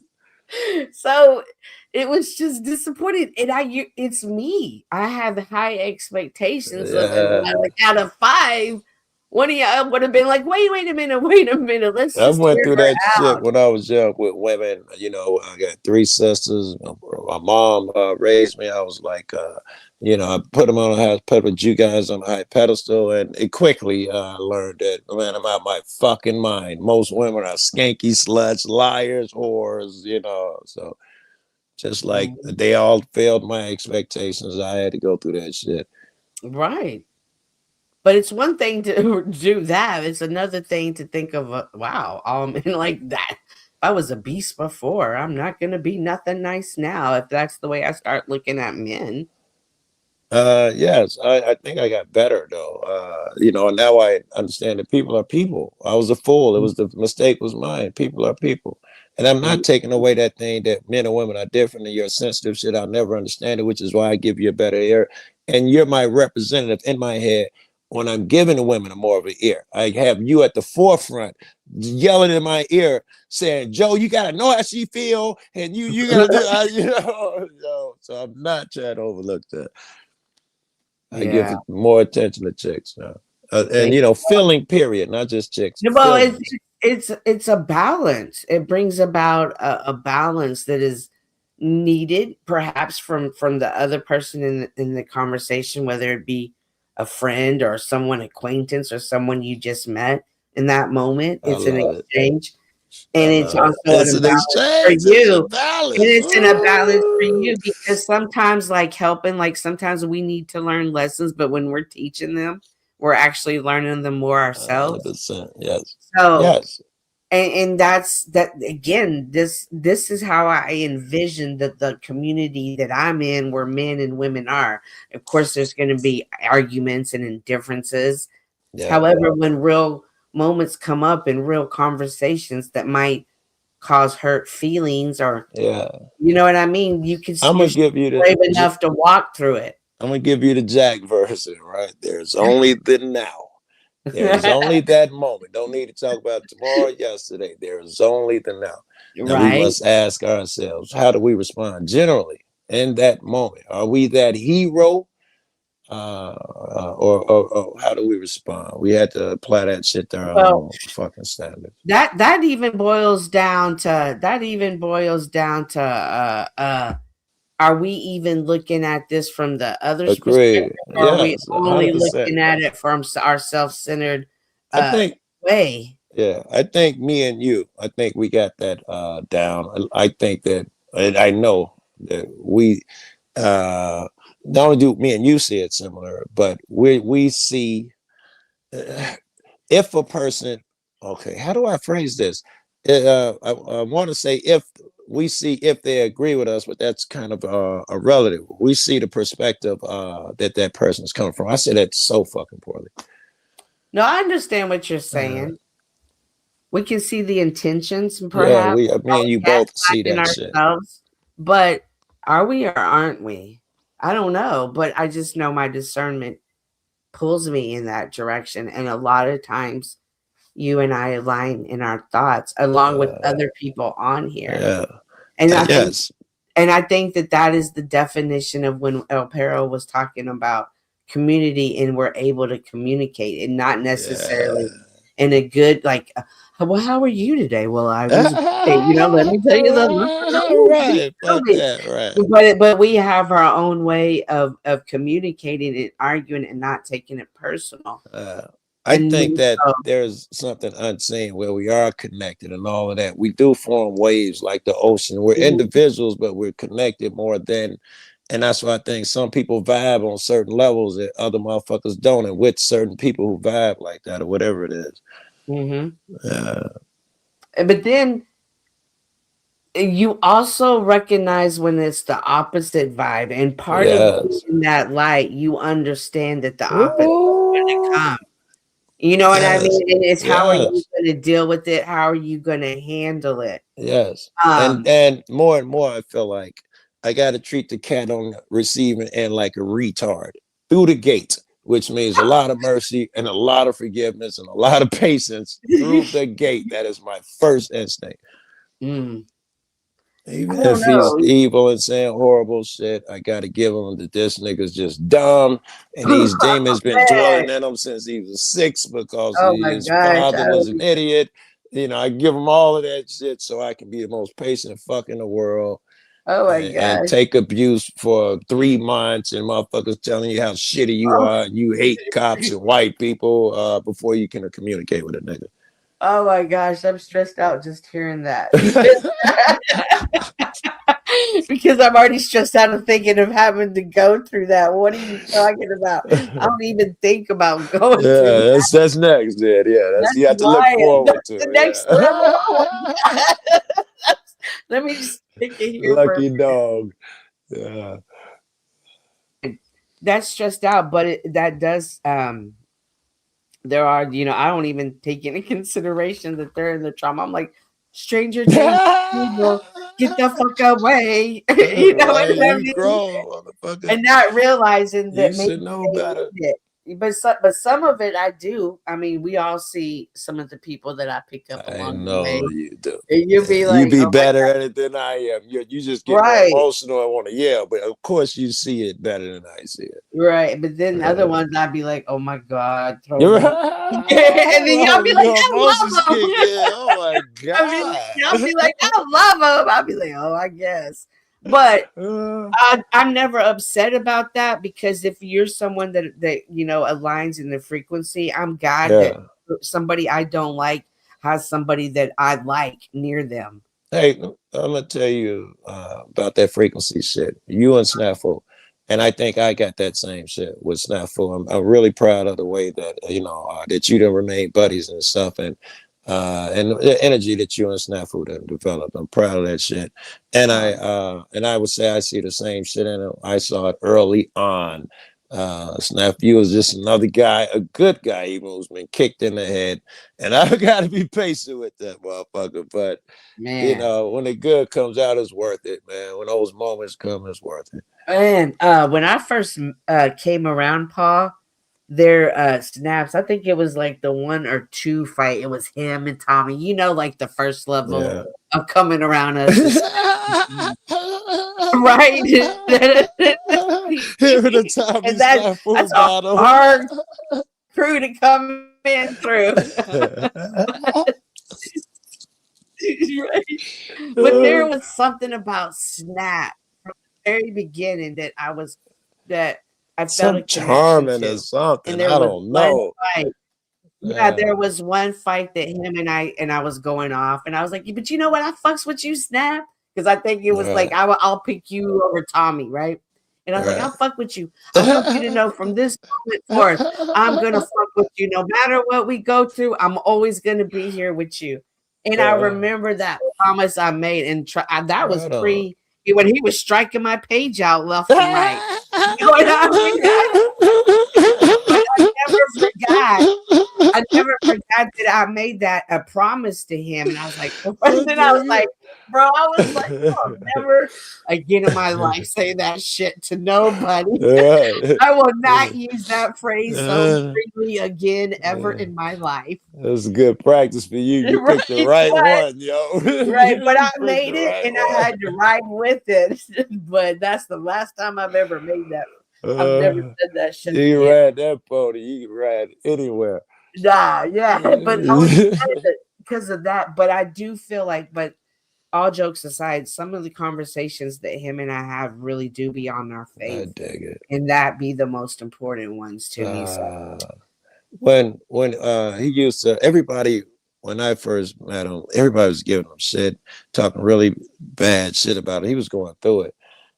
Everybody was calling him evil. Maybe it was the people I was hanging with. Everybody was calling him evil. And when I did see him, and he really went hard on me with the worst shit ever, but I thought I saw something, right? I'm like, I know I'm not wrong. And then someone in that urge to show me how shitty a person he was. Look, this nigga can't even rap. And then the rap, I heard his lyrics. I was like, I knew I was right. Yeah, I knew it because I thought I knew his heart. I knew I saw something. Yeah, I was right. I forgot that shit was dark. Did you hear that shit? I don't even remember what I was listening to when I said it out loud. I knew that nigga had a heart. I said it out loud. Oh my gosh. Don't even get me started on that because I don't even like talking about people's music. But yeah, but this has been a journey for us all. And sometimes I do wonder perhaps if some of this anger or this predatory behavior comes from they want to belong and they think if they take one of us out, metaphorically, like they're going to be accepted, like, yeah, that was good what you did. There is someone, there's good reason to believe because that's an angle because it occurs. If you ally with a motherfucker and take out the enemy, you do get accepted quick. That's what I'm, oh my gosh, like, it's wild up here, but I'm thankful for everybody. I met some really cool people. I'm gonna be meeting some more soon. Community, man. Even the ones you didn't meet. Had me and you've not met in person. You're that same nigga. You know, that's we both that same motherfucker. Shit. Yeah. Neither one of us. Yolanda says, I keep saying this online shit has taught me a lot. I definitely don't and won't allow fake personal access to me anymore. For sure. Never. No, yeah, you gotta. That truth shit that Perro was talking about. Yolanda, you had a good point again. You was like, well, shit, sometimes they pop up in the spaces. You are said that I think it was you. And they just, and I go in certain rooms and they pop up. When Paul, I think, was telling you just avoid everybody. And you like, that's not a thing. I go into this room and that person is here. Damn, and I forgot what my advice I was going to give you, trying to remember the fuck who said what. All right. Well, this might be time for us to head out. I feel like we had a good. I gotta get cigars anyway. I just want the last one. I definitely appreciate you coming up. I hope you got to vent a bit. It was enjoyable. I'll let you say goodbye to your audience later. Oh my gosh. Oh, alrighty. So, man, my light, because I have to plug in my. Well, hang on. Maybe I shouldn't. Maybe I should plug in my light for the final goodbye. Hang on. Oh my gosh. All right. And now let me turn it on. Holy crap. Alrighty, guys. So, holy crap. Did I turn that down? Oh gosh. All right, let's get this. Let's get this quick. No lights, please. Never mind, guys. No, I can't. Never mind. No lights. All right, guys, listen. Great show tonight. When I saw this live earlier at Jack's, I knew I was going to cover this because we're the men fumbled the ball. And I'm not going to say all men tonight because Joe, I think that's the second time I've called you Jack. Oh my God. Joe, I'm not going to get, you're right. Maybe I don't need to say y'all, but the 5 men that were on panel, I see where they dropped the ball tonight. So I definitely wanted to give my take on it, because these conversations, they just need to be had. I know that they're going to be uncomfortable. I'm not saying I have the solution. I'm not saying we're going to go find the solution. I'm just saying we're going to have a conversation. And I love that Wizard and Yolanda and Joe came up. That was so impressive. Like when I talk about like high expectations of men, like maybe I shouldn't just always have them, and understand, like Joe was saying, like there's off days, because the way Wizard was on Jax, but the way he was tonight when he was like, well, I don't want people to see me that way. That is to me what a man is. And I'm so proud to call him my baby daddy. But listen, I think it's important that when we see that, to recognize that. But I also think this as well. I think that I, the host, which means if you are a host of a show, you too have an opportunity to create a space, to create an environment. And even if you're trying to correct somebody, or you're mad at them and you want to, whatever, you want to do your whatever, right? There's even a way that you do it. If you're really sincerely trying to be like, yo, bro, I'm going to make content out of you. I'm going to say some things about you, but I really want you to understand, like, this is coming from a place that I want you to grow, versus, ooh, I'm going to get you so, because I'm evil myself. Like, it's totally two different things. So I think that, again, this is why I always say your words can either build people up or tear people down. Use them wisely. So I'm so thankful to have created this space tonight. I think Yolanda is beautiful in spirit as well as a beautiful woman, but just the ability, the exercise she showed, the strength that she had to go up there and have that conversation, to even be vulnerable in that moment and admit to this issue, but still be vulnerable and be like, but I trust you men enough to have this conversation. And I think that you men could help me. And it was so hurtful to me to see my friend not given that opportunity. So thank you, Yolanda, for being you, and keep being you. You're right on track with where you need to be. And I love seeing your journey and being a part of your journey. Then you saw Joe and I. Joe and I go hard in the yard all the time, but never ever confused that our harsh talk or our insults to each other is taken to the heart, because we understand that we are heart connected and we have genuine love for each other. And anything we say to each other is meant to help each other grow. And I hope that you find that as well. I hope that you find that. Whether you consider yourself a part of this community, not a part of this community, definitely understand that there is a community for you. Don't walk into the community slapping everybody across the head. That's probably not going to get you into the community. There was something that Joe talked about earlier, and that was that when he was saying that he felt like because Wizard had grown up in the foster care system. If you don't know that story, check with Wizard. I'm sure he'll talk about it when he talks about it. However, I also have wondered, not that about Wizard, but I have thought that maybe sometimes people have social anxiety and they're not sure how to respond. But maybe sometimes if we have these conversations between men and women, this does give them an example or a reference to what they could look like if they're done in a healthy way. So again, man, your words, use them wisely. We all know who I'm about to go out with. And no, for real, this guy right here, Paul Enslaved, never pay attention to this guy or anything he has to say. Okay. That was I have so many other clips. You guys just don't even know. I wish I had more reasons to show them. Maybe I'll think of some. I'm going out with the great